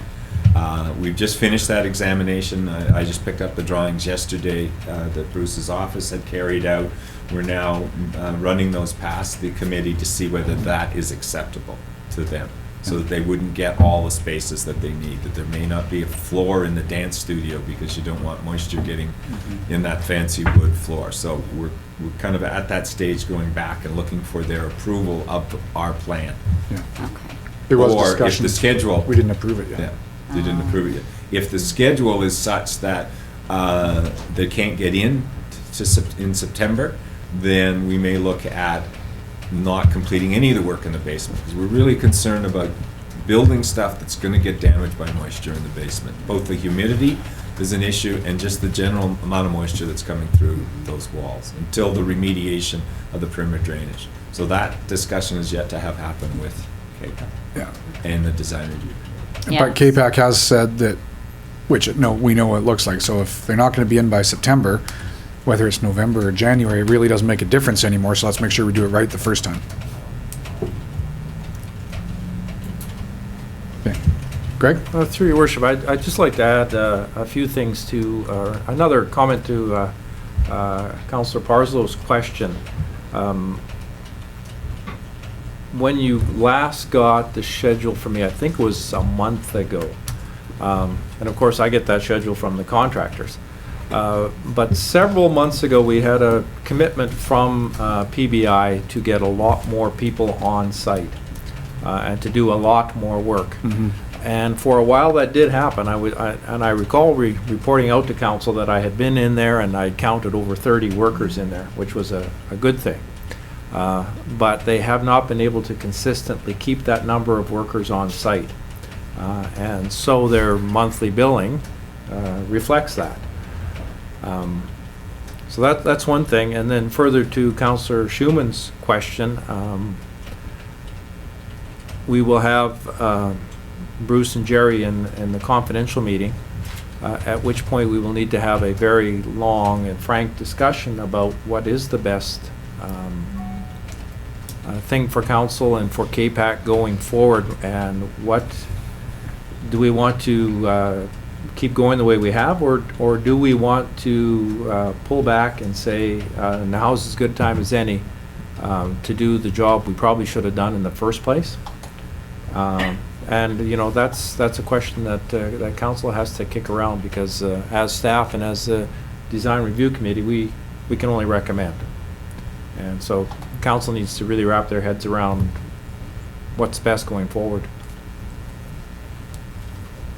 Okay. Some more questions right now in the open? No? We'll get into it a little deeper, I'm sure. Okay, thanks very much. Appreciate the background and the information.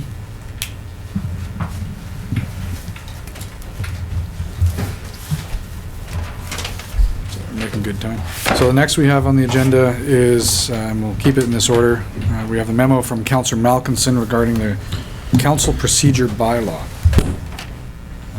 I know this was forwarded to the COW because some people said that they wanted to discuss this further, and so just a reminder to council and committee of the whole, it's discussion only. You cannot make motions in committee of the whole.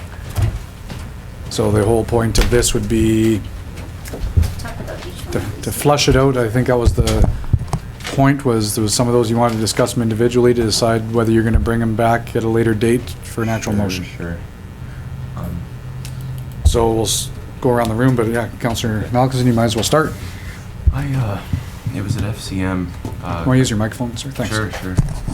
It was at FCM a couple of weeks ago that, I don't know, I had the pleasure of listening to Elizabeth May speaking about her plans to filibuster the conservative budget bill that they were trying to push through. And she was speaking about how she was going to do everything that she possibly could to stop it from happening, and you know, she was going to, you know, because it was something that she believed in very strongly. And I don't know, it sort of came, I don't know, provided with me a revelation about the rules in general, I suppose. You know, when you get a strong set of rules, I don't know, when you have a strong, when you have a strong set of rules, you know, it's something to, I can't explain myself. I should have prepared a little bit more. We have strong sets of rules so that we can,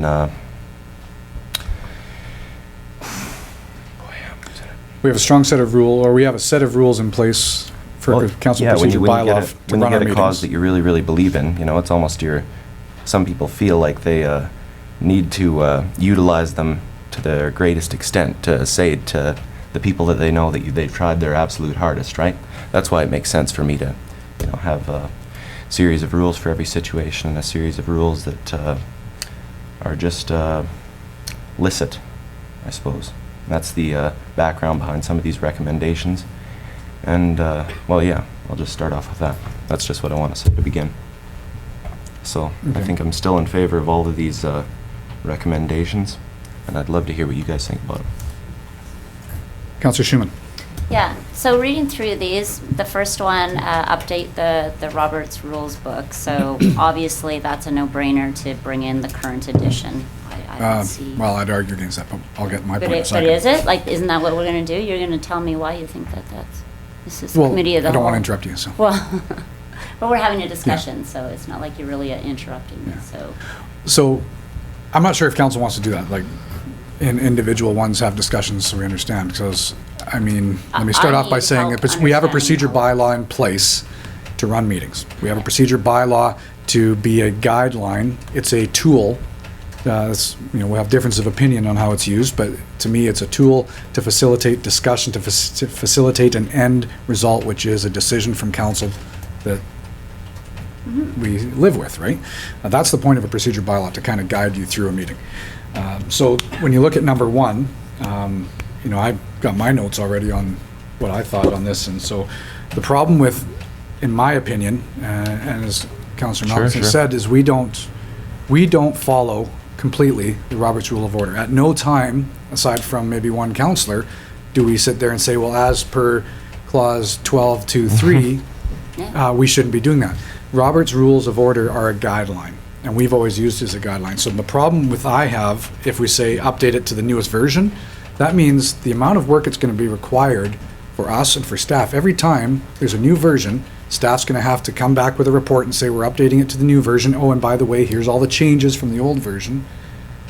To me, Robert's Rules of Order is as a concept. It's not a Bible that we should be, that's my opinion, following. It's a concept of how to run a meeting, decorum, and I would far rather have the wording saying we will follow the concept or follow Robert's Rules of Order and just leave it. Because if you keep having to update it, it's going to create more work and more hassle, I believe. But Okay, so that's just my opinion. That's a great point.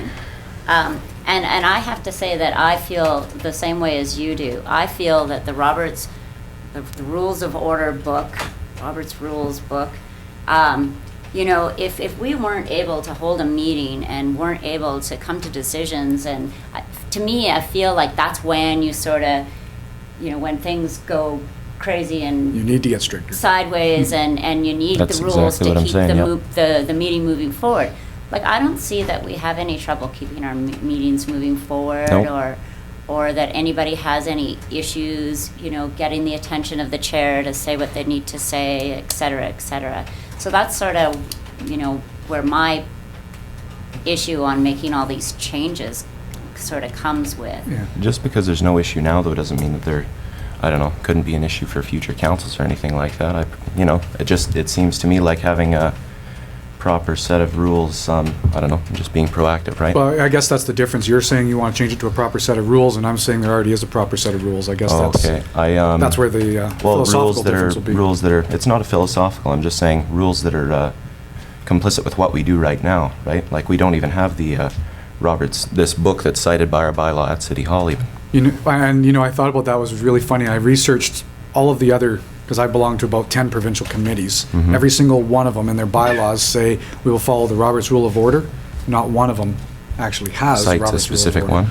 Yeah, So we or can not quote, necessarily I don't cites, but see they all a say they follow Robert's Rules of Order, but none of them Mhm. actually have the book. I've never even, go to UBCM meeting, nobody sits there and says, here's the Rules of Order. The whole point is to allow the concept of Robert's Rule. Okay. But We could even say that then, if that's council's, direction, but right now it says 1998 edition. Yeah. Specific book. We'll just move out the 1998 edition then. Well, the challenge I have with that, and I know where Councillor Malcolmson's going, is we're saying we're following the 1998 edition, but we don't even know what the 1998 edition That's right. says. So And I don't read to that me, book. well, and I really don't care myself, but the whole concept is the Robert's Rules of Order. So, I agree that maybe it could be reworded to just say Robert's Rules of Order. Sure, yeah. But, that's, I'm not sure, again, that's one of the things you have Robert's to Rules of discuss. Order generally, I guess. Okay, so can we move on to number 2 here? Remove the section 19, subsection 2, division C. There was a reason that came to be, right? So that they could look up the rules in between meetings, I suppose. I don't know, maybe I wanted somebody to soothe my ruffled feathers about that one. It seemed, What was your concern with that one? allowing the presiding member to reserve decisions on points of order could easily be abused, you know. Chair could call a question, and if the point of order were raised, you know, chair could wait till the next meeting to announce his decision. You know, you'd say, oh, thanks very much, but I'm just going to call the vote anyway, and I'll let you know about the point of order at the next meeting, right? Okay. Yeah. So I think. And so your that, concern with that is what? I think the regular form of deciding a mistake is just best. You know, the chair gives his decision, and the member appeals if he feels Okay. it's necessary. And Sure. But any time under Robert's Rules of Order, you can also challenge the chair. yep, And the that's chair right. can be sustained or not. You can't through- challenge when there's no decision that's been made, though, right? That's why I'm saying that we should just have the regular form rather than having the. Yeah, no, under Robert's rules and actually under any rules, you can challenge the chair. If at any time I do anything, if you don't think I'm doing the right thing, you can make a point of order that I'd like to challenge the chair on what you're doing, and then it's up to council to say whether they agree with me or not. Yeah, so if somebody raises a point of order and the chair doesn't make a decision, you can't challenge that, right? Because the chair is saying, I'm going to wait till next meeting. No, at any time, you can Mhm. challenge a chair on a decision he's doing. So You if can I'm only- not making a you can decision, Can you challenge a chair on the decision he hasn't made? you're challenging the fact that I'm not making a decision. That's a bit of a mind boggle for me. It didn't seem to make a lot of sense, and that's why I recommend. That didn't seem to make sense to me, and that's why I recommended this one. Okay. Okay, so we'll absorb that one, and you can decide what you want to do with it. And, Isn't this fun? and Sure. 3. Let's go to 3. So number 3, what are you asking for there? See, it seems like whenever we have seems like the chair and council is always in favor of the discussion dissolving itself, right? You always ask for people to, you know, Do you have is any there any more? questions or- Yeah, that's yeah. right, that's right. There's no, you've already spoke once, you're done, you know? It's, I just think that it'd be a lot more friendly and a lot more proper if we had it, the section A here written as the presiding member may allow a member to speak more than once in connection with the same question only if it is necessary for the progress of the discussion. And then if there's a problem with that, then, well, there shouldn't be a problem with that, but if somebody did want to prevent somebody from speaking, then you could raise a point of order and appeal. So the whole point, again, of the procedure is to facilitate discussion, to make Mhm. sure people don't feel hindered, to make sure That's that when right. you make a vote on any subject, you feel you have all the information, you've asked the right questions. And when I chair a meeting, I like to make sure I always ask the questions. And if you want to speak more than once or twice That's right. to get to the end result, I don't see an issue with it. And I don't think we've ever had a problem, so why would you want that changed? I'm saying that this would be more complicit. I'm saying that this would fit what we do currently.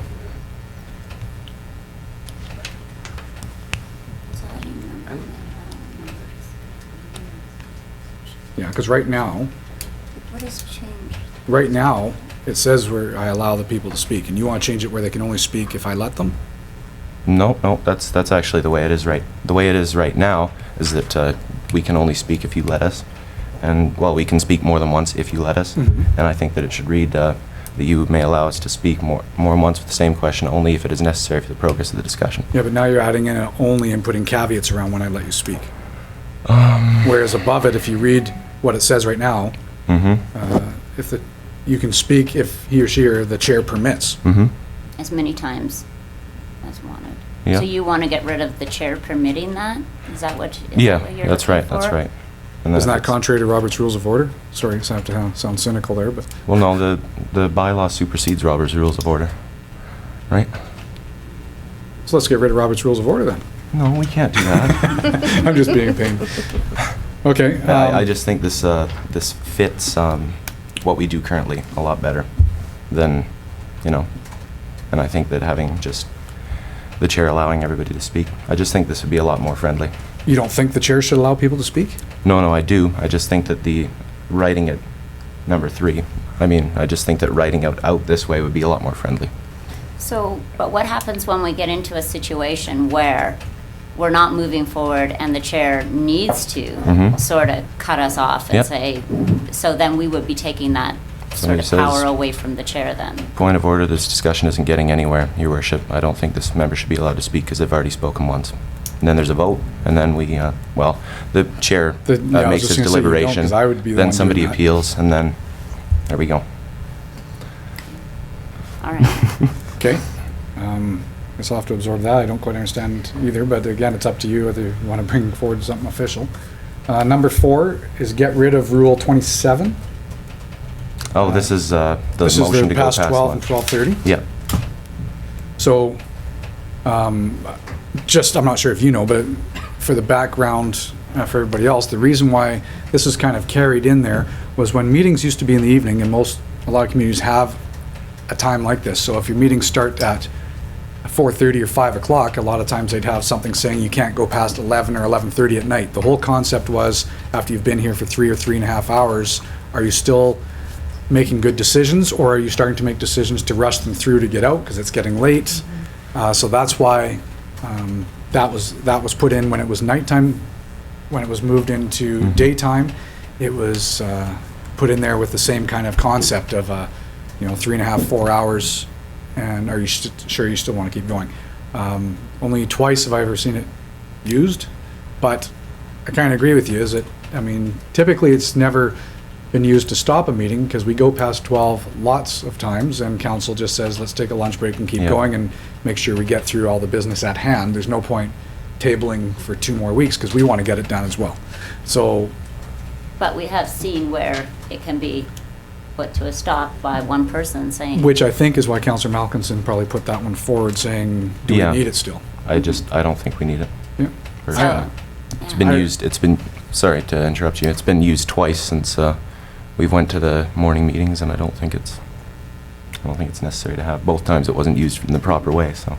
Yeah, this is one that I can say, yeah, this is probably a good idea to get rid of that. I got no problem getting rid of that Yeah. one either, aside from talking to staff. Sure, when we yeah. go to make a motion, say, can you think of anything why we should have it? Right, but I've always kind of snickered at that one too, and I'm sure staff would appreciate the fact that we don't always have to remember 12 and 12:30 to ask for motions too, so that's an okay one to discuss later and to change if so choose. If you so choose. Any discussion, that one on anyone else? I think that's pretty clear. Yeah, that's an easy one. Number 5. Number five is this one sort of, in the procedure bylaw, sort of contradicts itself in a way, because I don't know, that's the basis behind me bringing this recommendation forward, and that's an appeal to the decision of the chair, or to raise a question of privilege is supposed to be done in a timely fashion. It's supposed to be done as quickly as they happen, right? So to say that you can't interrupt a member except to raise a point of order, it's sort of oh my goodness, I'm not on it today. Well, I'm just reading that there. It says a member should be able to interrupt another member to raise a question of privilege at any time. Yep. That kind of alleviates the whole purpose of having a chair if you're just going to start having a discussion amongst yourselves and don't have a control of the meeting. No, I'm not saying that at all, actually. Yeah, what are you saying? What are you saying then? Because the way it's worded, it makes it sound like that. I'm sorry here. I'm really not. That's okay. I don't want to stress. I don't want to make First you of all, nervous. what is a question of privilege? Say, for example, if you couldn't hear somebody speaking, you'd say, Your Worship, question of privilege, could you ask the person to speak up? Something like that. We do it informally. We don't call it a question. Hey, Charlie, speak up. Yeah, she just elbows him. There we go. Yeah, maybe I'm being Is a that little... wake up? Oh, Yeah. wake up, Charlie. I might be a little too licit in my recommendation there, but you want to be provided for every situation and for situations in the future, right? And an appeal of the decision of the chair. But what was I going to say? Oh yes, a point of order is the only thing that you can interrupt anybody speaking for right now, and I think that if you want to appeal to the decision of the chair or something like that, if there's an emergency or something like that, you should be able to interrupt another member to do it. So right now, the way it happens is one counselor on this side is talking and discussing something, and you have a concern with it. The way it works right now anyway is you put up your hand, I acknowledge you.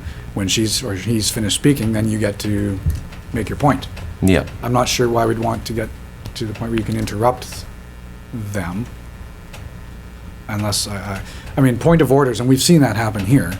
A point of order can happen if, it's totally, you get to a legal point where somebody's going to say something they shouldn't be, or if somebody says something totally contradictory to policy. You can say a point of order that shouldn't be raised here, or Mhm. what have you. So we do that, and very rare does that happen, but. Raising a question of privilege, I can understand if council doesn't want to provide for those, but appealing to a decision of the chair, I think, is important. You know, if the chair makes a decision and gives the floor to somebody incorrectly or something like that, then I think that, I don't know. I just go back to the thing. The last two recommendations that I brought forward, I was basically, I was curious about what council would have thought about it, really. Those, the last two, didn't necessarily have my full heart behind. I just wanted to see what you guys thought about it.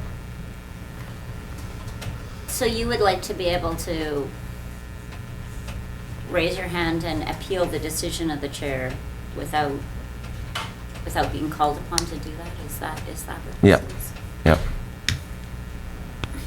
Okay. So give an example. What's your Yeah. concern, I guess? Because I guess you have a bunch of blank looks on all of our faces because Yeah. our meetings work right now, and I'm not trying to put you in an awkward spot. I appreciate all the time and effort you did reading through our procedural bylaw. Mhm. When I read through the procedure bylaw, It's a guideline. I look to at get that an and say, end this is a decision. guideline to say this is how a meeting's going to start, this is how it's going to end, Mhm. and there's, if there's issues arise throughout the meeting, there's a mechanism in place to deal with it. And I guess my concern is I've never seen an issue, and so what are we trying to fix? We're trying to make the rules complacent with what we do complicit with what we do right now. And we're trying to, I'm trying to be proactive and bringing these recommendations forward. They're not emergencies, that's right, but what I'm trying to say here is that, I got nothing. Let me help you out. I know, I think I know what you're trying to do. You Yeah. went through the procedure bylaw and you tried to say, These are things that no we can different than improve. policy. Here's what we're doing, and this is not reflected Yep, that's right. appropriately, and you want to There we be go. a bit more descriptive in the procedural bylaw to what actually is happening. Mhm. Okay. And like I said, nobody's ever raised a question of privilege or a appeal to the decision of the chair during a council meeting, and I'm just, oh man. So you're That's just okay. looking for discussion, eh? Maybe Yeah. that's it. So I think we probably discussed that one. eh? Why don't we move on to the next one? Well, the last two were pretty well the same, Yeah. where it's saying that people should be able to ask questions and interject a bit more freely. Well, I think if anything, Duncan, you've created an awareness, that we should be paying attention, and that's great. And like I said, if there's ever a thing that you want to get behind, I don't know, if you ever have a matter of principle that comes up, something that you believe in very, very strongly, I don't pledge, but I think I will utilize the rules as much as I possibly can, and that might have been the basis behind a lot of these recommendations, was, imagining a hostile environment during a council meeting in my head, and seeing how it could get taken out of hand, and that was the basis behind maybe the last two there. Cheryl? Yeah, so, and the rules of order and our procedure bylaw and all of those things, when a meeting does go sideways and it, Mhm. that's why we have it.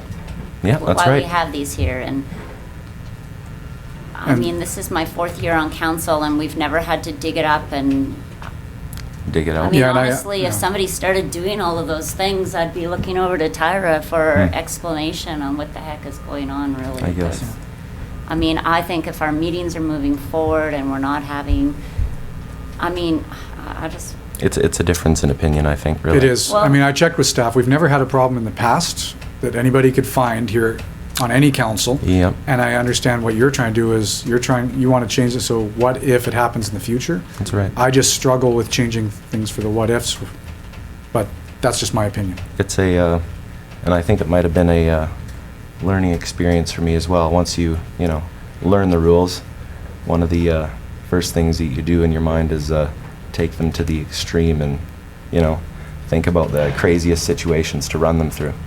And I think that was another basis for some of these recommendations too. You watch too much federal politics.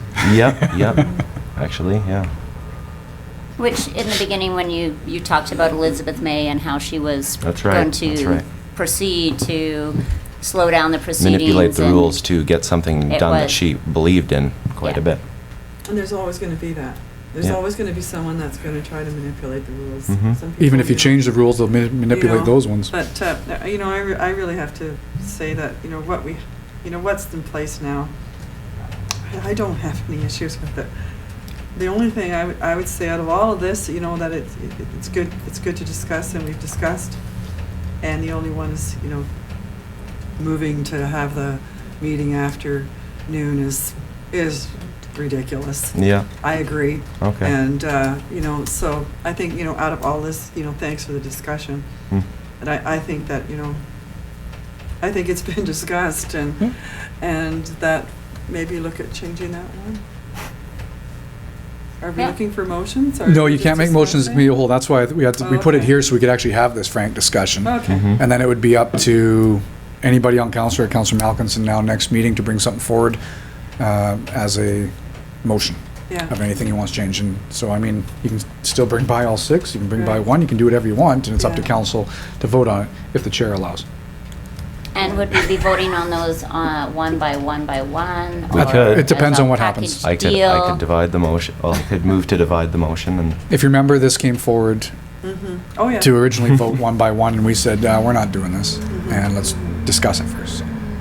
Okay? Anything else to discuss on it then, and then we can leave it up to Councilor Malkinson, who did all the work to bring it forward again. And so you guys don't like the Robert's Rules one? The book one? Should we make it should make it just Robert's Rules rather than the 1998 edition? I'm not sure what everybody else. Personally, yes, So because there's one in the house? I looked at that one, I kind of agreed with you, saying, oh, we should follow, and then when I thought about it a bit further, I thought, well, that means every time there's a change, Mm-hmm. we'll have to find out what the change is and do it. Councilor Parzo, welcome to the meeting. Yeah, just woke up, that's good. No. I was kind of uncomfortable with what's just happened. Only, I guess, because maybe I didn't get any inkling from the agenda that we were going to do what we were going to do. I sort of thought we were going to look at this at the same time we do our policy review. Last meeting, if I can interject, though, we made a motion to not do that and move it to the committee of the whole here. That's Did you? why it's To here. have a discussion? Yeah, that's why it changed, Yeah. yeah. Yeah, I guess I think sometimes there'll come times such as this when council needs to sort of get away, have a sort of a bit of a workshop about some of these things. I don't know if the open meeting like this is the best place. I just know that I think for myself, I have experience in a former life, elected bodies, school board specifically, that members do not cooperate with each other, and that quite often you have to defer to your procedural bylaws, and often that requires interpretation, usually by staff, about what they mean. I've been impressed with this council, and how it's sort of a nice blend between formality and informality to make things work. And I think as we get used to our roles and being a council, we've become very considerate of each other. And I'm just saying, sometimes though, there's a time and place for these sort of chats, but I'm not at all comfortable chatting in public, because you're somewhat restrained, and sometimes we need to actually do homework, you know what I mean? I'm thinking that there may be a place and time to talk about how things are going. I'm just saying, I think things are going very well. And I have found the mayor's chairing of the meeting to be excellent.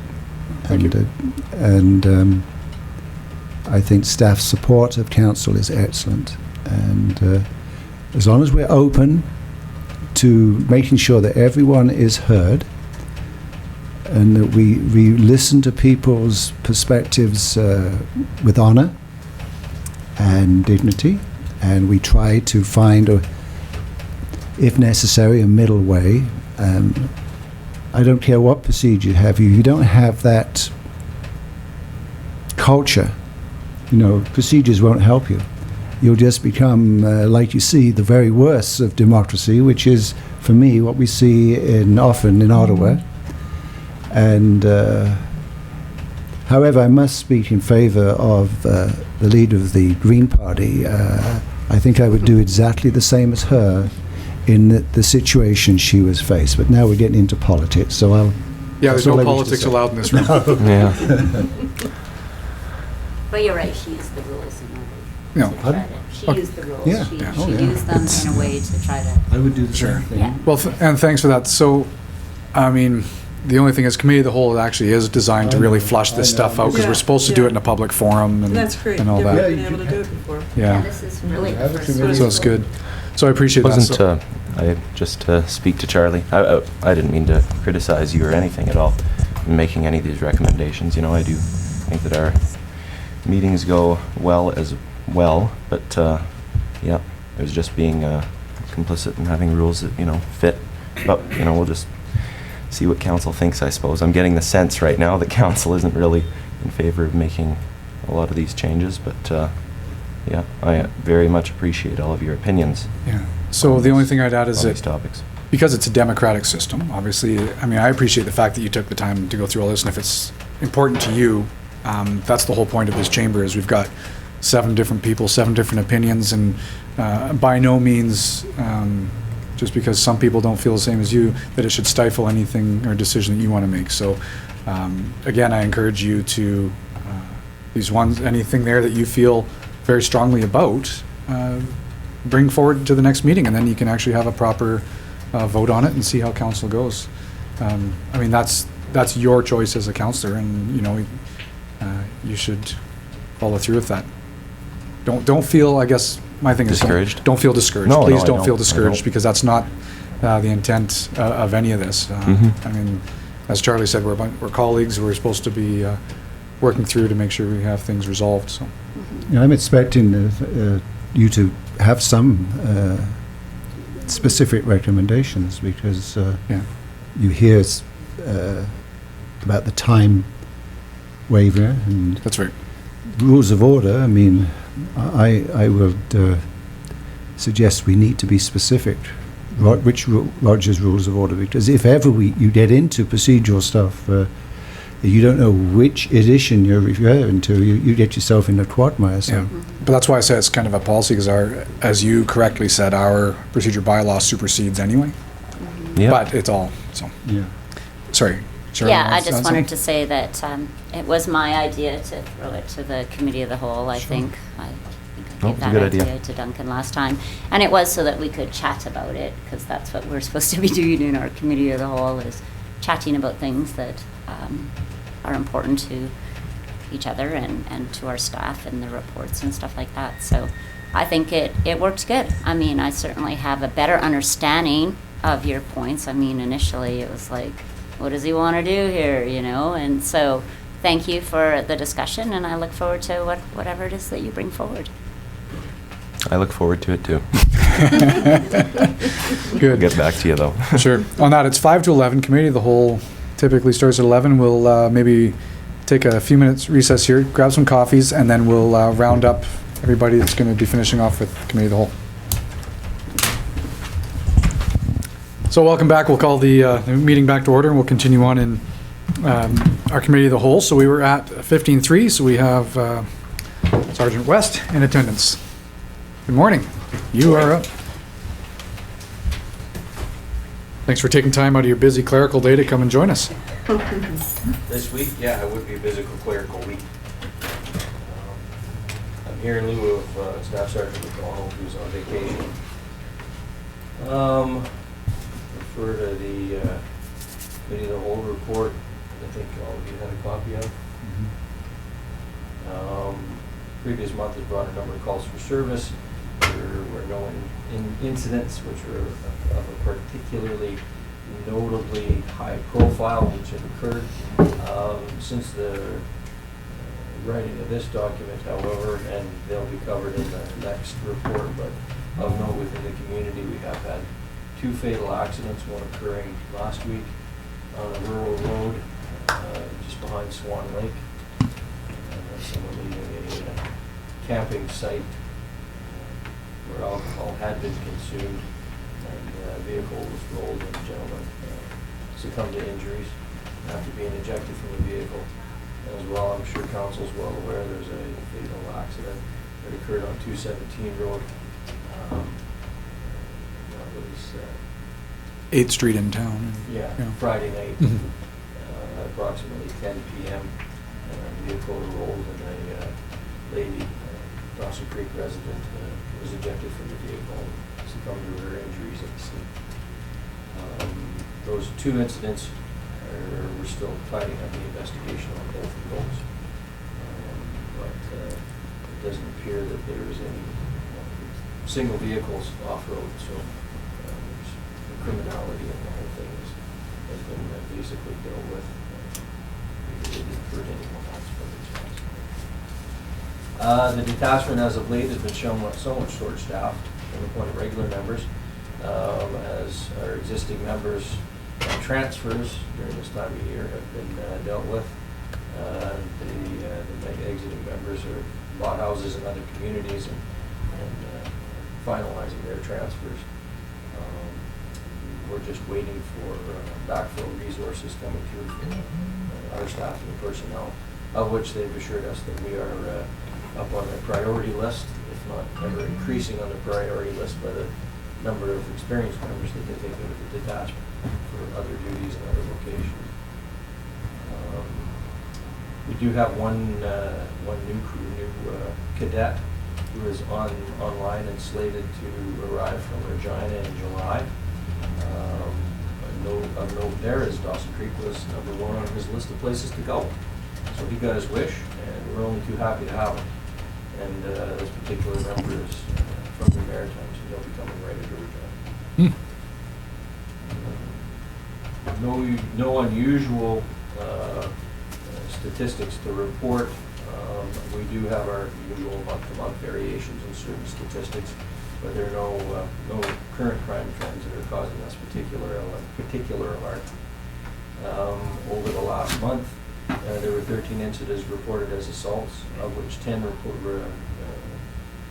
resulted in charges, and that's no significant difference in months previous. There were 12 break-and-enters which were reported, one of which was cleared with charge. And we continue to examine the statistics and the break-and-enters with respect to that to determine whether we think that there's any one person responsible for this particular spike in break-and-enters. But once we do the fact-finding mission, there's a number of strategies that we can involve in order to spiral that trend back down. Theft from motor vehicles had reduced over the last month with 8 reported incidences. There is a number of reported disturbances, which is expected given the season and the outdoor activities or the parties in one's backyard. And of note, Staff Sergeant McDonald has commented on the fact that there was 21 Mental Health Act issues over the last month, which is not something that we usually report on in the Committee of the Whole. However, in light of the fact that nearly every day our members are dealing with calls of this nature, we felt that there's some value in reporting it.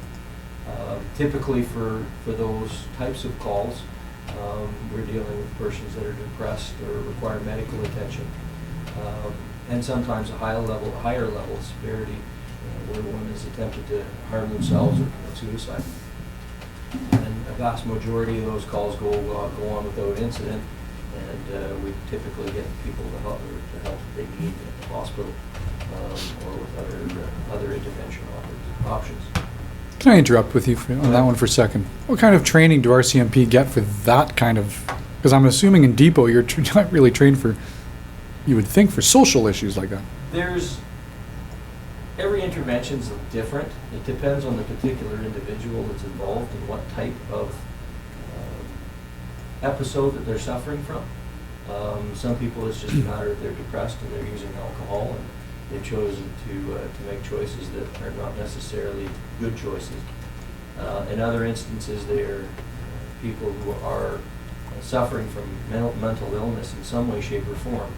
And those particular individuals, we have to get them in touch with the right people. Now, that requires a certain tact, and I'll use the vernacular, a little bit of verbal judo, in order to get somebody to agree to A, go with you, or go to the hospital, or go to the ambulance, or be taken into custody under the Mental Health Act. And then we get them over to the hospital. Training-wise, directly, they do receive training in depot. And recently, there's been the RCMP's new directive and new training program in situation de-escalation communication. So a lot of our officers have just finished that and are very current in it. And it's basically how to talk a situation down from a critical incident to one where someone can actually carry on a conversation and you can negotiate. The reason why I highlight it, I'm just thinking the job description for an RCMP member is vastly and every day changing, it seems, because of the different kinds of calls you didn't normally used to get, maybe. It's one of the things that in a smaller city or a small town that you're, I hope you'll excuse the expression, but jack of all trades and master of a few. We're the police, but we typically get called to those mental incidences because there's no one else to intervene.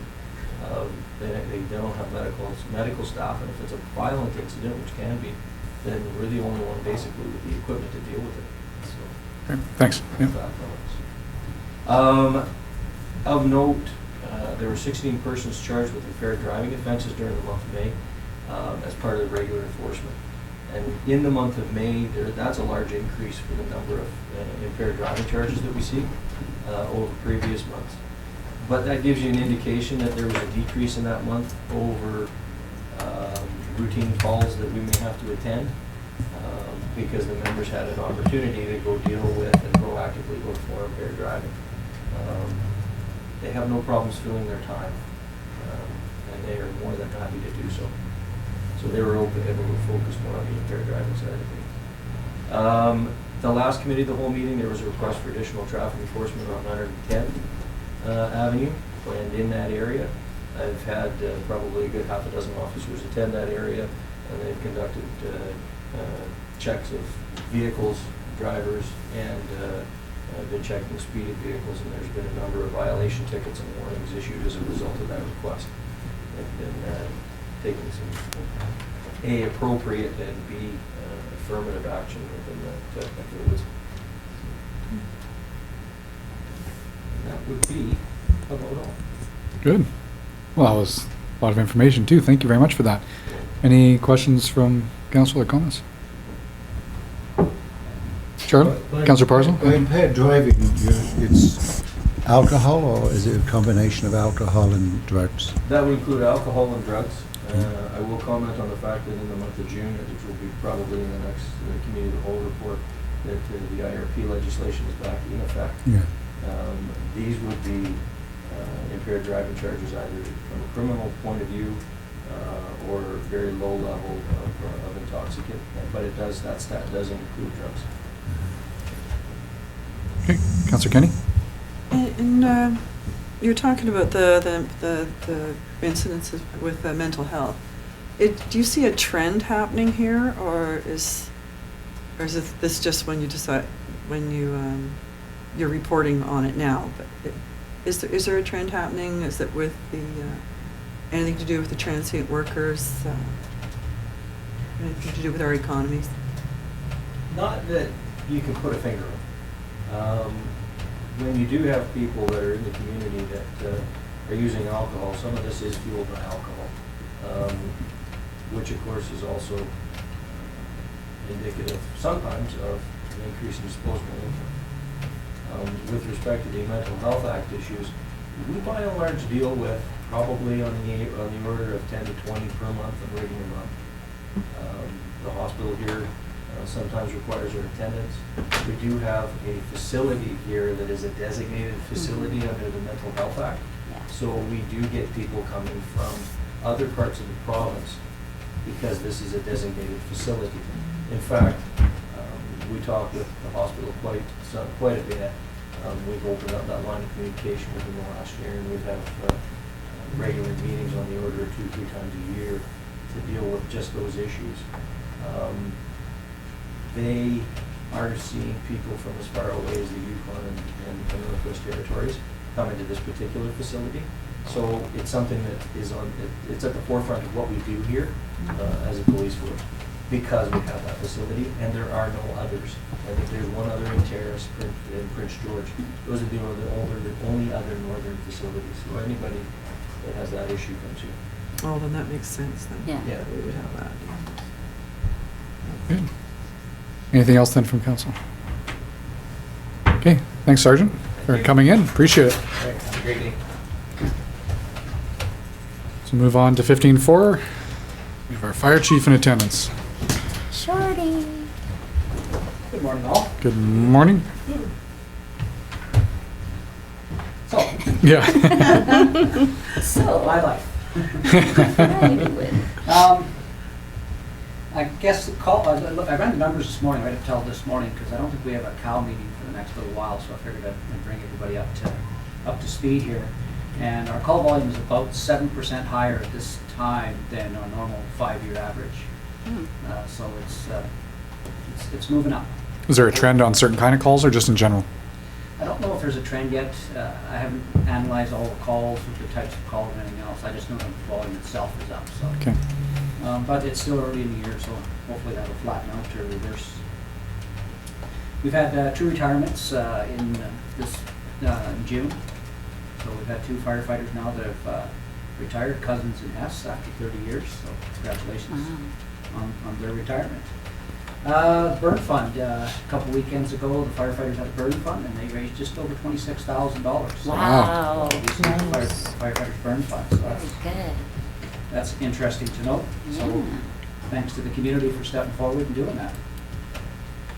I participated in a full-scale exercise with the Peace River Regional District, the Canadian Food Inspection Agency, the Agricultural, there's a bunch of different agencies. There's 78 participants in this full-scale exercise, all the way from Ottawa to Abbotsford to Regional District. And I think it worked out well. We certainly learned some things that the Canadian Food Inspection Agency does, and the federal people have different rules than local and provincial government. So it was kind of interesting to work with all levels of government to see what they can do and what they can't do. So that was a good, and the exercise was foot and mouth disease. What would happen if foot and mouth disease hit this part of the country? So it was very interesting, and I think it was a good exercise. You're talking to politicians, it happens all the time. Yeah. Speak for yourself. Speak for yourself. Right, Charlie, what we were just talking about? Sorry. Let's go ahead, I guess. Did you have a question? Yeah, Councillor Parslow. Yeah, I do. While I was working in the city of Nelson, the city, there was a BC Hydro outage, and I heard that the backup power in the fire hall failed. I was surprised that would happen. So is there anything one can do to make sure that doesn't happen again? Yeah. What happened there was we fire up our generator on a monthly basis to make sure it runs. But what we don't do is we don't put it under load. We just fire it up, say yes, it runs, and we assume that everything's working because the gauges are bouncing in the parameters. And with this case, when the power did go on, we actually put it under load, and we found out that that's I can't remember, some mechanical part wasn't working right. So we had that fixed. So to get it, to make sure it doesn't happen again, we're going to have to put it under load more often. So kind of like getting out and firing up your car, it runs, and then turn it off, not going anywhere, where you don't know if all the components are working at the same time. So. Any other questions then? Just heads up then, we talked this morning about some training at the, that we have for the firemen about confined space training. Maybe you could just remind us of that too, because Councillor Parzo, staff gave, I think, the right answer, but I'd love to hear it from you on what training takes place for the fire department staff. What type of training? Yeah, for confined space. Confined space, yeah. Well, we do a lot of, like the fire, we do suppression and rescue and all that stuff, but we also do confined space entry and rescue. That's a 2-day course that you do, and then every 2 years you have to recertify with a full-day course of training.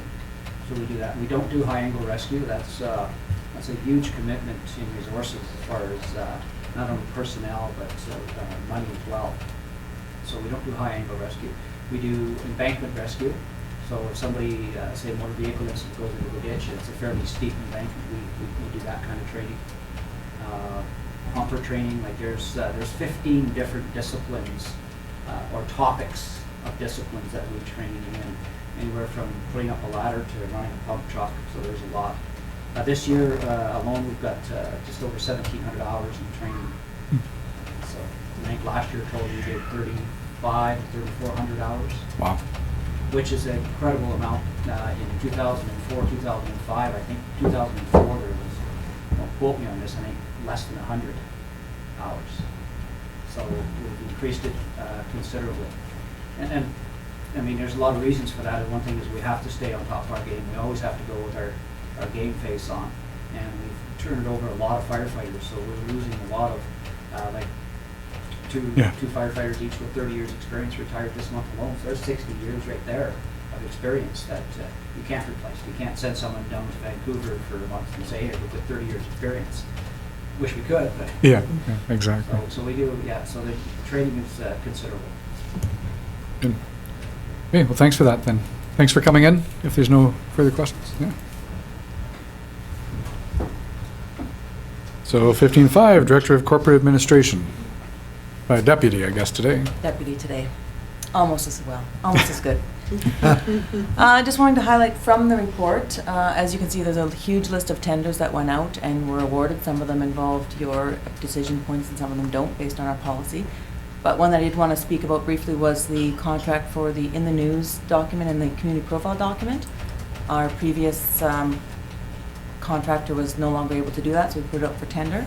We got one bidder, which sometimes is concerning, but in this case, the new bidder, New Harvest Media, not to embarrass you, Josh, but thank you for the bid, and the other people at the company there, they're going to do the same thing that we were getting before, the printed documents. We did decrease the number of printed documents we required by a little bit, which may have enabled them to do a bit of a more competitive bid because we weren't requiring as many as we had specified in the previous contract.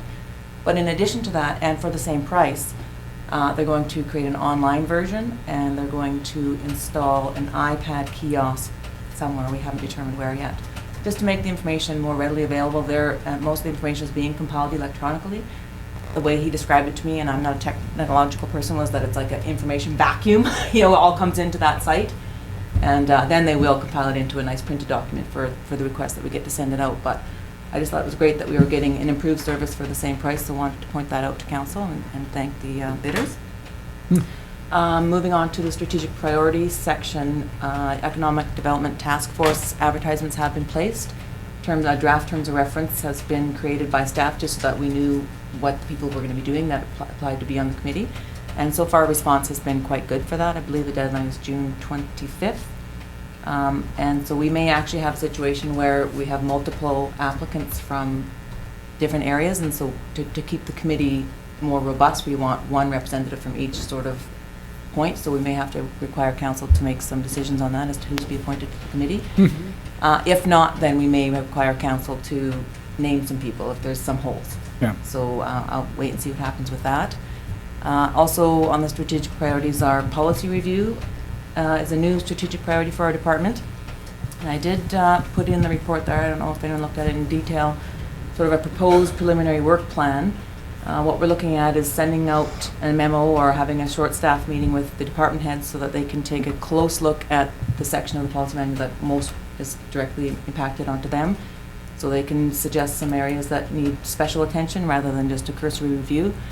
Having council do the same thing, and of course there'll be some duplicates on that. We already have a list of some that we know need amendment, such as the policy manual, or that have had previous direction, or need to be repealed altogether because they no longer apply. So we'll do all that kind of housekeeping stuff first, and then we're only looking at the ones that really need some good discussion and some good direction from council. As Jim suggested last time, those meetings will likely be outside of regular council meetings, probably in the afternoons like we do with the budget meetings. And then any policies that are drafted by staff upon direction from council will be brought back to a regular council meeting for adoption and inclusion on the online agenda or policy manual. Excellent. So that's sort of what we're looking at with that. Not included on my report is the 94th Avenue project, which was out for the construction of 94th Avenue, 15th to 17th Street. The deadline for response was Friday for the residents only. It's a bit confusing for people because we have a two-stage thing. Yes. But anyways, the resident portion, the deadline was Friday. I haven't done a close examination, but we did have objection from 25 of 43 properties. The threshold is 50%, so my sense is that property will be that project will be canceled. Okay. That doesn't mean you have a bunch of extra money because the money was authorized for that project only. So it was borrowing. So we just won't borrow that money. You can't transfer to a different project. Transfer to a different project. So not to alarm the public, the ads are also out and it's still on the website for the city portion of the borrowing. Now, on that project particularly, if the residents oppose it, then of course we don't borrow the city's portion either, but the remaining projects, the soccer park, 17th Street, sidewalks, 116th Avenue, the notices and the elected response period for that is still open. Yeah, so all that happens when we go to read the bylaw, it'll just be amended, I'm assuming. That bylaw was separate, so we'll either rescind first and second reading, or we just won't give third reading, because that one was done separately. Yeah. Right. Okay. Another thing is, that might be kind of exciting, and not to steal someone else's thunder, but in the HR section, we did post for a community planner, and weren't sure what kind of a response we'd get, but I think I have 8 applications. Now, I'm not reviewing them for, great qualifications, but at least we got some response, so. No, it's kind of like the RCMP. Everybody wants to be in Dawson Creek now, so first choice. For the mechanic, not so much. So if anyone knows any mechanics out there, we're looking. So unless there's any questions, that was all I wanted to highlight for today. Perfect. So Councillor Parslow had a question. Well, not really a question, maybe just something that maybe you need to take under advisement. Relating to the policy review, I have a need to learn and to understand some policies. So you've got you're talking about amendment or replacement. I think you may need to add a word there. Understanding. There are some things that I do not understand, and I'm going to also say there are some things that I would suggest in conversation with staff and with some members of council, we understand things differently. So that aspect of the review needs to be included, I think. I'll make a note of that. Thank you. That's fair. It's just like any policy. I mean, you look at the wording, it can be interpreted differently. Yeah. Yeah. Well, whether it says may or shall has two different things like that. Yeah. So. Okay. I won't say any more. Okay. Thanks. Any other questions or comments then on that report from Tyra? Come on, Charlie, you look like you want to say something else. So. No, I was just thinking about your comment, people wanted to move to Dawson Creek. I have a former son-in-law who chose to move here, a member of the RCMP, yeah. And I think he must have liked what he saw when he came up and visited me as a son-in-law. He's a great guy, and I've met him a few times in town, but he came up by choice. Yeah. Good. So you have connections in the police? Good, so let's move on then to our Chief Financial Officer. Good morning. You have my report in front of you. We just basically give the month-end reconciliation to May 31st for the Calvin Crook Arts Center and the water reclamation project with which Greg spoke to earlier. And I just wanted to give you a brief rundown on the strategic priorities. They were not updated because I was off on holidays, but you've received the terms of reference, and we have had a couple meetings with Global Spectrum staff on the Encana Event Center. business plan, so that should be coming forward shortly. And we're still gathering information on the risk management plan, but we actually haven't put anything together to put it out to contract, but that's in progress. So there's different steps in the different stages, but they're all in progress. And then, just being the date that it is, June 25th, we are in, yep, that's it, the last week of tax collection.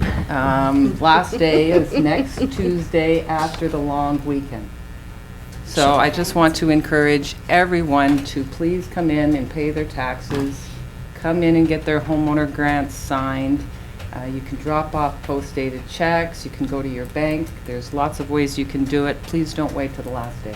That's right. I don't want the 10%, so I've got this and my checkbook, I'm going downstairs. That's right, yeah. And what happens sometimes is a lot of people leave it till Friday, they do it at their bank, there's a day or two depending where your bank is located, and it takes a little while to clear, so we don't want to get into that, one day late and then you get hit with a 10% penalty. So please, please, please come in early. The girls are all ready for you downstairs. And we did take a kind of a stat on Friday to see where we were in relation to last year, and we're very close. We're about 50% of the total levy, and our homeowner grants are actually higher than last year. So everything is going the way it usually goes, but it's just the last week everybody waits to get it in. So yeah, that's pretty much it. Excellent. Any questions then? Okay, thanks, Shelley. And I know it'll be a busy week then, if you only had 50%. It will be, so. yeah. So we'll move on to Mr. Henderson. Good morning. Good morning. Go over a couple things in the report. There we go.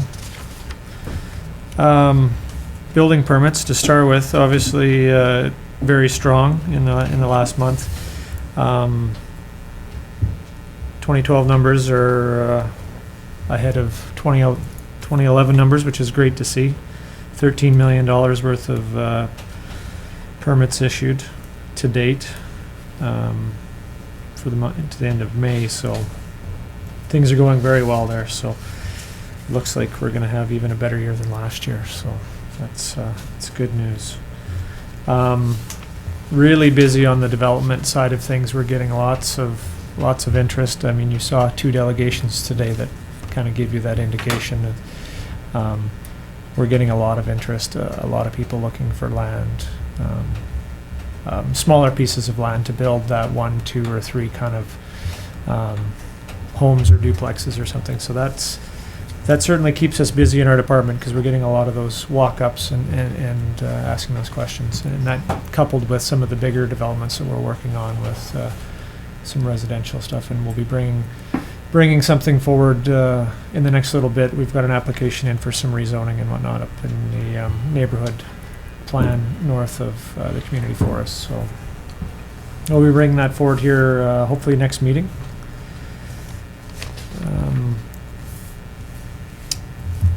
In the public works end of things, we've been keeping busy. The engineering's very busy. Again, it's that time of year. We're trying to get prepped for capital works projects. Tyra alluded to 94th Avenue. Looks like that one won't be moving forward, but we still do have lots to go. And once the borrowing is hopefully completed, then we'll be getting ramped up and ready to go on those projects.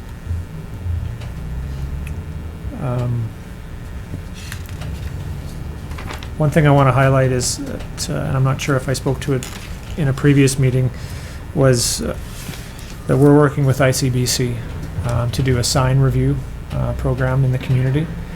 They had a grant program that would pay for 50% of the consultant review.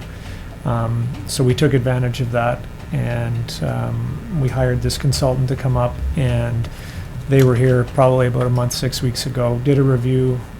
We haven't seen the results of that yet, but basically what they've gone through and looked at every intersection in town, and will bring back recommendations to us on signage, whether it's appropriate, whether it needs to be changed, whether we need to add or delete. So that's going to be some great information. And then even better part is that any of that signage that needs to be upgraded, ICBC is willing to pay for the signage if we install it. So a good partnership moving forward on that. And then another interesting thing that we've started keeping track of recently is what we use operationally for water. And you'll see here in the month what we've used. 140,000 gallons of water, and it's prior to doing this, we might not have guessed that we used this much water, but it does to do the functions that we do out there in Public Works and Parks and Rec. There is a fair bit of water utilized. So does that include like watering the baseball diamond soccer field as well? No, this is. So it's not. We have watering of shrubs, so that would be. This is anything that we fill up at the Public Works yard. We have a meter on that fill station there. So if we back the water truck up and fill it, we meter it. If we pull the vac truck in, we meter it, or the sweepers. So we're able to those specific functions.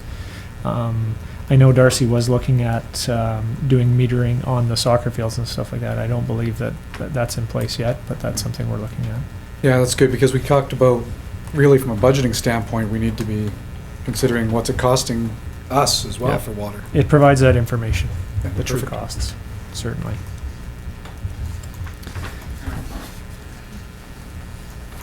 And I'll just touch briefly on the strategic priorities. The raw water reservoir design, we're just finalizing the RFP, and it's taken a little longer than I'd hoped, but there was a few more questions, and we're just trying to nail down the specifics before we put out that RFP for design. Hopefully here before the end of the month, which is this week. We'll get that out. The water awareness program, I'm hoping that we can consider that one to be stroked off as with the new website, the water week, and all that information that we did. So I'm hoping that we can consider that one to be completed. Sports field traffic design, the design is completed. We're waiting obviously for the funding on that. Sanitary sewer master plan is moving along well. They've picked up all the information as far as the GIS, GPS coordinates. We're meeting with the consultants. Actually, I believe it's Wednesday. They're in town to go over kind of a status report, so I'll be able to report out to council next time on where we're at. And the transportation plan, I have a draft RFP prepared, and it's just a matter of getting that finalized before we move forward. So, perfect. So I'll leave it if there's any questions. Councillor Schumann. Yeah, thanks, Kevin. So we had some pretty good rain events lately. How's Chamberlain Drive standing Drive. up or holding up, or we've been the good down there? A few weeks back there, we had a couple days of rain, off and on, and there was a couple events in there where we had some pretty good intensity. And now that we've got a rain gauge on the top of City Hall, and we've got some flow monitoring devices in manholes around the community. I think there's 4 or 5 of them, and we're able to go, as our consultants are as well, onto a website, and we can look and see exactly what's going on. So that's providing some great information. And there was some fairly high intensity storms there, and we did kind of dispatch a couple of vac trucks out because we were concerned about Chamberlain, and we did vac some flows out of there to prevent that. So we were able to kind of preemptively, stop any issues. Whether it would have been an issue, I don't know, but we were making sure. So there was really only one time that we needed to look into it. The rest of the time, it hasn't been an issue. Flows are up, but not enough to cause a problem. So you're not sure that there would have been any issues, but we went out there ahead of the game to make sure that there wouldn't be. That's correct. Thank you. And sometimes it is a little tough to predict the rainfall, especially, you get these, it can kind of come and go, but we're trying our best to stay in front of it. Yeah, thanks. Councillor Parcel. Thank you.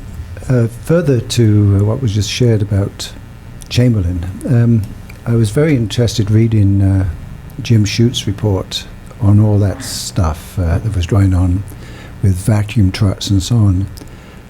and to learn that possibly part of the problem is to do with the Chiltern subdivision, and that will require some dialogue with the regional district. Yeah, that dialogue's occurred. Has it? Anything to report on that, or is it still in negotiation phase? No, there's we're looking at any of the infiltration issues, and I think it'll be taken care of shortly. Yeah, so right now we just have to consider the fact that there's, a whole bunch of different things that are being looked at, and we don't want to be, I guess, presuming No. what it might be, unfortunately. So. Yeah. And the water, as you know, I had a complaint about the use of treated water for cleaning streets, and Yes. and I'm just wondering if will there be a day when we can be using water from the reclaimed water, filling our trucks up from there and watering our baskets and cleaning streets with that water? Yeah, that's certainly the hope and the intent is that we've kind of got the first phase of that permit, which will allow for fracking use, and then as we move forward, if there's an allowable, if there's still some of it remaining, if it's not all utilized with fracking, then obviously we want to move forward on that permitting and in that next phase and get the permission to do so, use it for those other options. Okay, anything else? No? Okay, thanks a lot, you. Kevin. You bet. Kevin.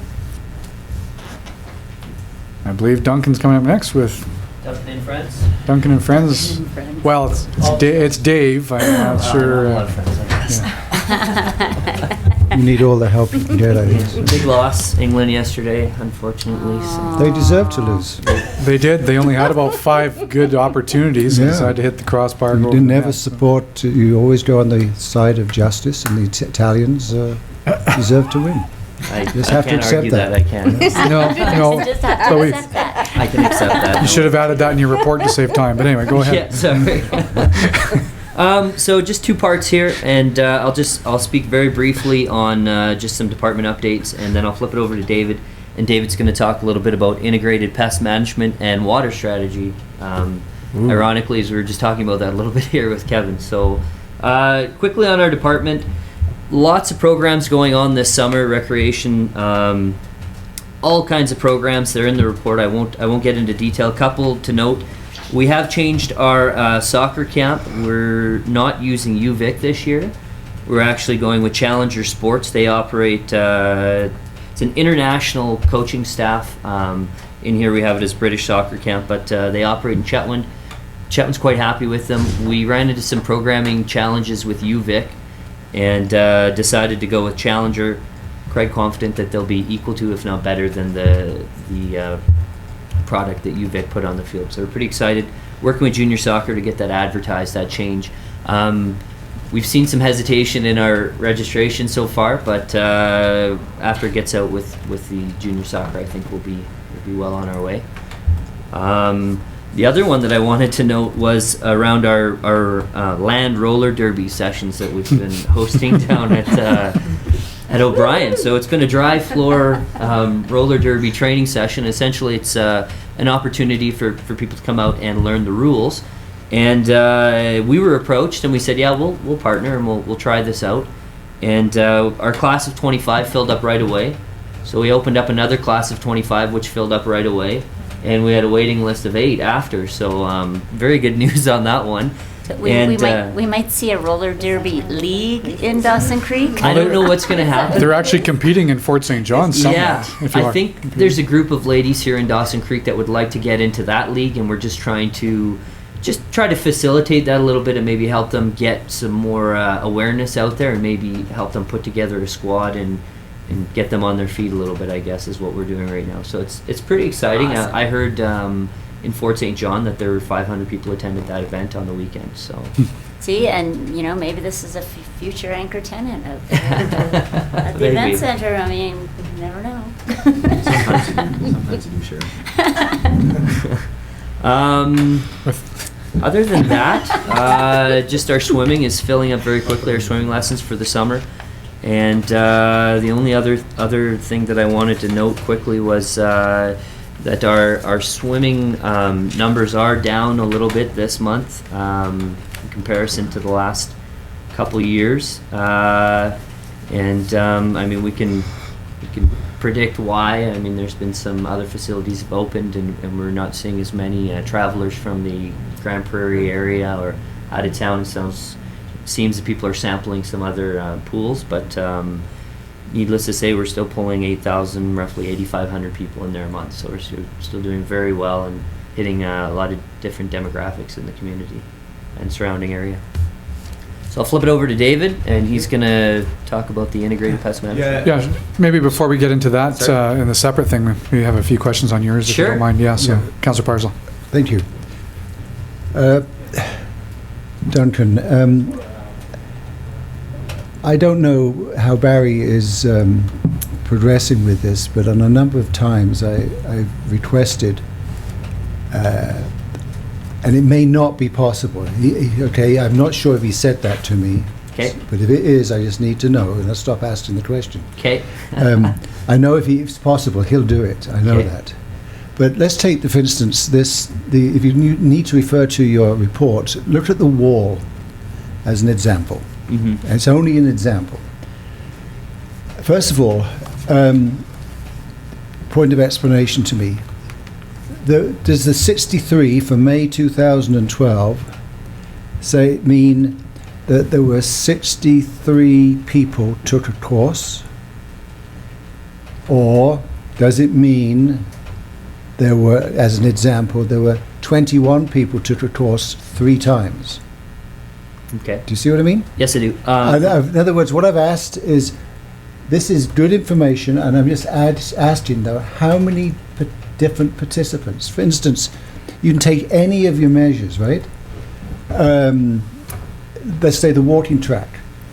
Okay, so we know how many people signed in at the front desk there, but do we have a client base there of, let's say, I'm just making these figures up, 600 a week, but is it 150 different people?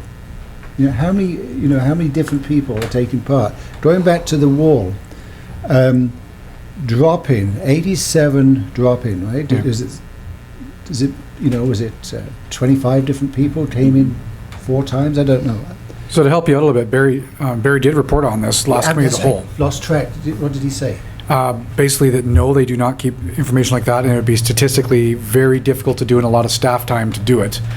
And I guess, and then the comment came from Jim, why would we need to have it? Because if you have 10 people using a swimming pool 10 times for 100 people, or one person using it 100 times, it's the same amount of revenue generated, and from a budgeting standpoint, Well, that was I his will give you an comment. answer to that. When resources get tight, okay, you need to know how many people you're affecting by your decisions. For instance, with the wall currently has a subsidy of about 100,000 a year, and so if we have 239 people using this wall, how many actual individuals are they? Yeah. Are there 20 people? I think that is useful information. Yeah. But if it's not possible to do, I'm not sure about your subsidy numbers, but I understand where you're going with it, though. yeah, it's a recollection. I didn't make it up in my head, but Yeah. I may be wrong. Yeah, in I'm the just amount, but considering it was a donated wall and No, sorry, the operating cost, not the capital cost. It's around, the operating cost is around, I believe it's either 62 or 52. I'd have Yeah, to it was. check I thought it was about half of that. Yeah, I'd have to check again, though. Yeah. I can't be 100%. not counting revenues. Not counting revenue. Yes. And the other thing, what is the difference between, the drop-in is obviously people have just paid cash at the reception, right? A drop-in course is actually No, similar no. to a public skate, where we aren't facilitating any instruction or facilitating any part of the program. They're just coming in and using it freely. David and I could go down and Yeah. I belay David belays Yep. myself. I went in last week and just paid $10 and climbed on the wall for an hour. And the was a drop. scans are people who have a pass. Yes. Yeah. My daughter has a pass, for instance, and goes all the time. And the rentals are people who don't have their own equipment, is that right? And borrow equipment? I'd have to confirm. it's a little confusing, but I would assume the rentals would be birthday parties, and Yes. I'd have to confirm that though, but yeah. Rentals, the way Barry explained it last time, was if somebody came in and said, we'd like to have exclusive use of the wall for the next 2 hours for a birthday party or for Grad Fest or for something like that, and then they rent the wall and it's closed to the public, and they've got, so in this, maybe 20 kids at a birthday party using it for an hour or two. Yeah. The actual equipment rentals would come in under our revenue. Yes. So just to last question, promise. Okay.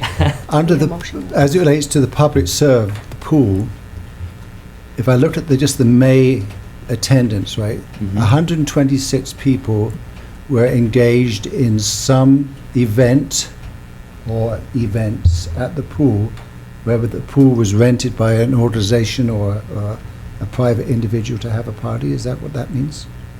Again, I'd have to confirm. Shante put these numbers forward, but I Yeah. believe it's 126 rentals, whether it be lane rentals or say the swimming club or scuba diving or physiotherapy or different rentals. But I'd have to confirm that number, and I can do that. So we go past. I was just going to say thank you, and Councilor Wilbur is seconding. All those in favor, opposed, carried. Thank you. Catch that, Charlie? I tried to put my finger I up. had already- It doesn't matter because it doesn't matter because you only need 2/3 for noon anyway, so you're outnumbered. I was only fooling. I know. So we can Please, Okay. let's go on to David. David can move on Okay. here. Okay. Just wanted to give Yes, you kind you're of off the hook then. Okay. I want to give a quick update on our current ways that we're applying pesticides and our irrigation management. I'm a certified IPM applicator. I don't know if anybody's familiar with what IPM, it's Integrated Pest Management.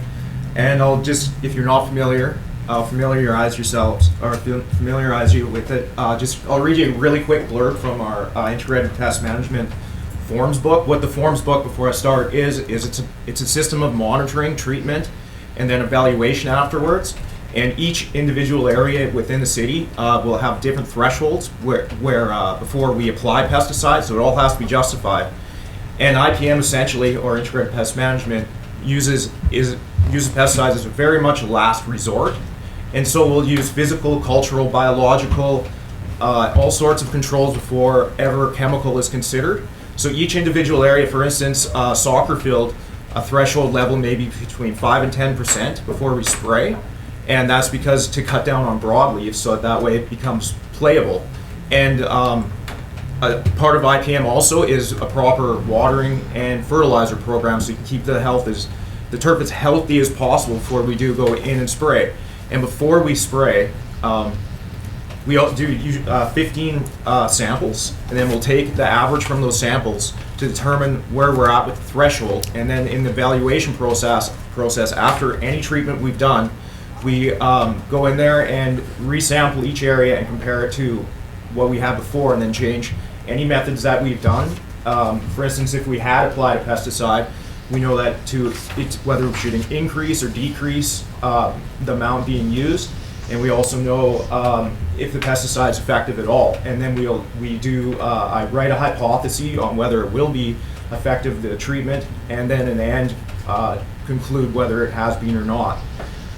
Just as a quick blurb, just so you get a better understanding of what IPM, and this is written in our treatments forms book, like I said, so anybody has access that's running the program or is a scout out in the field. The idea behind integrated pest management is to treat pests when the numbers justify it and not as a routine measure. IPM has the potential to reduce pesticide use by 60 to 80% through alternative approaches to pesticides and keeping the pest population at a desired threshold for a particular site. In most cases, it is desirable not to eradicate the pests, such as with insects, but maintain their population at a non-damaging level, the threshold, or known as a threshold, as to promote the activity of a natural predator for that pest. The use of IPM helps to prevent a pest from building a resistance to a specific pesticide and helps control pests when pesticide application is not desirable. And so we go strictly by that at the city, and an example of one success story using this is black knot on our Schubert chokecherries downtown. We have we physical or manually prune the black knot off and then use sulfur to prevent it. It doesn't kill it, but it prevents it. And we used to have a significant problem with it downtown, and now the black knot on all of our city trees that we maintain is eradicated. So that's a success story with that. So that's just kind of an idea, just to let you know that we are very responsible, and as a last resort, we use pesticides, but only as very much a last resort, and we make it very justifiable, and we go far beyond what government regulations expect from us. Can I move on to our irrigation? Sure. It's more on just being responsible with our irrigation practices and doing the best with what we have. So I'll just run through the different things that we do to kind of save money and the reasons why we do certain things. The hanging baskets, people always wonder, you're watering these hanging baskets out in the rain. Well, the reason why we do that is because they have soilless media, and if that media ever does dry out, you're going to be using way more water because it's hydrophobic, and so what happens is the water will run off the soil or the media there, and so it takes way more water to actually bring it back to a state where there is enough moisture. So that's the reason why sometimes people complain about us watering in the rain, is because in fact the plant isn't getting enough water, and if it does dry out, it will require more. Our bedding plants are monitored visually, and we monitor them towards each specific need of each specific species. For instance, if we plant drought tolerant, it doesn't need as much water, etc. And so the specific needs are met, so that's just done visually. Most of our perennial beds now are xeriscape, so usually even on the heaviest of drought years, we only have to water 4 times, and that's maximum. Even our rose garden has, ever since about 2005, any irrigation that's been put in for the most part has been drip or micro. So even at the rose garden, for instance, has a micro or a drip system in it, but it only has to be turned on once a year for the most part because it still uses xeriscape and mulch and things like that. The sports field irrigation is done using IPM practices, so it has to have water and fertilizer as well, and that's with following IPM, because you take that away, that water away, it gives a chance for all the broadleafs and everything that can take advantage of those drought situations to come in, and then you have the situation later on of potentially having to use pesticides. Another thing that we do there, or have been trying to stay on top of it, is actually calculating evapotranspiration rates, which is dependent on weather. Evapotranspiration is just the moisture evaporating from the plant itself. So that's all based on wind, heat, et cetera, and there's forms from the provincial government that you can get from Farm West to make these manual calculations. It's time consuming, but if it continues and we get more drought years, then we can start justifying exactly the reason why, and or quantify the reasons why we're putting down the amount of water we are, and then we're doing our due diligence there. We have irrigation scheduling for trees. It's an actual book of forms. We go from first year to second year, and then we go into use for minimal irrigation, and we use slow release irrigation bags. We've started going to that as opposed to a tree well, because they can apply the moisture directly to the roots of a newly planted tree, and also pardon me, we don't have to build a well anymore, which looks ugly and it's a pain in the butt. So we're trying to do that, and so in order to determine our minimal irrigation needs, we actually have probes set in the ground in strategic spots, like the xeriscape bed, for instance, in a rose garden. I won't say exactly where. And what it is it's a tensiometer, and so it measures soil moisture. And so we randomly will go throughout the year, if need be, and there's a program set up for that as well, and check the moisture content. And we also have a portable probe that we take around. For instance, I know that the lower part of the multiplex is approximately 25% moisture, and the upper part is 30%. So we monitor by doing that, and so we're not doing overkill, and we can justify the way we're using water in that situation. And finally, all of our irrigation systems in town are equipped with rain delay sensors, and we can manually go out there and, of course, rain delay it ourselves through cutting down percentages on run times, etc.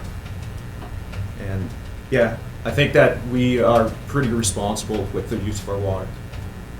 Councillor Schumann. Yeah, thanks for that. So when I hear the complaints from the citizens that we're down there watering our soccer fields while it's pouring down rain. Well, that's the thing is that it takes a certain amount of rain to activate the rain delay system. Yeah. So I mean, if it's pouring down rain, then maybe there's a malfunction in the system, and then we can go out and correct it manually ourselves. However, it does take a certain amount of rain in order to stop the irrigation from coming on. So it could be just sprinkling out, and exactly, yes. And somebody considers that it's raining, but then the sprinklers are still on. Or the sprinklers are already on when it starts raining, That's and it takes a correct, while yeah. to shut them down. That's right. Well, that's the most logical way for it to work, once you get a certain amount. Yeah. Yeah, so thank you. I assumed there was that in place, but now I can say for sure. Yeah, and we did have it one time, and it does happen. We did have one time where the sensor malfunctioned, and staff had to go down and manually turn off the water and fix the sensor. I mean, but that's once in the last few years that I know of. But Oh, I did have another question from somebody about the traffic circle plantings. They're all doing fine? For the most, they weren't. What happened is what's there is actually a common juniper that was on the outside, which is the hardiest juniper you can get. They all died this year. In fact, there was a lot of death on junipers throughout town. Pioneer Village, for instance, there's a lot. We lost all of our junipers out at Newby, well-established ones, and it was just the harsh winter, the winds and absolutely no snow. And no snow cover. Yeah, so we replaced the ones at the traffic circle with Russian cypress now. Okay, and they're gonna stand up to... Hopefully. I hope so. And it was a bizarre winter because we didn't have that snow that usually covers and shields the plant life away from the frostbite, basically. Yeah, the Russian cypress is what's growing just outside the city hall in that elm block bed there. Yeah. They look like they're junipers, but they're not. And they've lived here for 4 or 5 years at least now, so we'll see how they do there. Excellent. Awesome, thanks. Excellent. Any other questions then? Councillor Parsel. You developed a very nice plan for the Mile Zero Park minimum water usage. How is that progressing? Well, we should proceed on water usage, or No, on the actual installation of the... we're slowly gaining material for it, and it's to go ahead in July. There'll probably be a week turnover between our planting of our bedding plants right now, and then hopping into that. But you've probably noticed that there's delivery of garden block there, and there's quite a bunch of 6x6s and various other things. So we're slowly gathering and working with people to get plant material and everything like that in, so we can go ahead and whip it off as quickly as possible come July. Well, I was just going to ask you, how long do you think it's going to take you from I'd estimate once you start work on it? Probably a couple months, I'd say. Yeah, it's a big project. It is a big project, and it's all in-house this time, no contractors or anything like that. It will be an incredible garden when it's done. But that's, am I right in using this expression, it's a minimum water garden, or? Minimum irrigation, that's just a practice we use. In that case, it'll be zero-scape with intention of eventually down the road anyways, putting in as a proposal would be to put in a cistern underground and collect rainwater from the roof and just put an electrical pump in and right, I saw pump that. it out one way or another. But it would be interesting to see how it would just go by zero-scape itself. But I don't think it would hurt to have a rainwater collection system either. Oh, no, I thought your design was incredible. And I think it will be you talked about being a tourist in your home community. I would predict that that will be a major attraction. I don't know if you're all familiar with those plans. They're on a large piece of paper there, but everyone who's seen them at the Mile Zero Park board is very excited about it. I think it will be our own attempt at being a Bouchard Gardens. Love the way you think. I believe, David, you drew those plans up, right? Is that Yes. correct? Yeah, through this program. Did an excellent job on that. Thank you.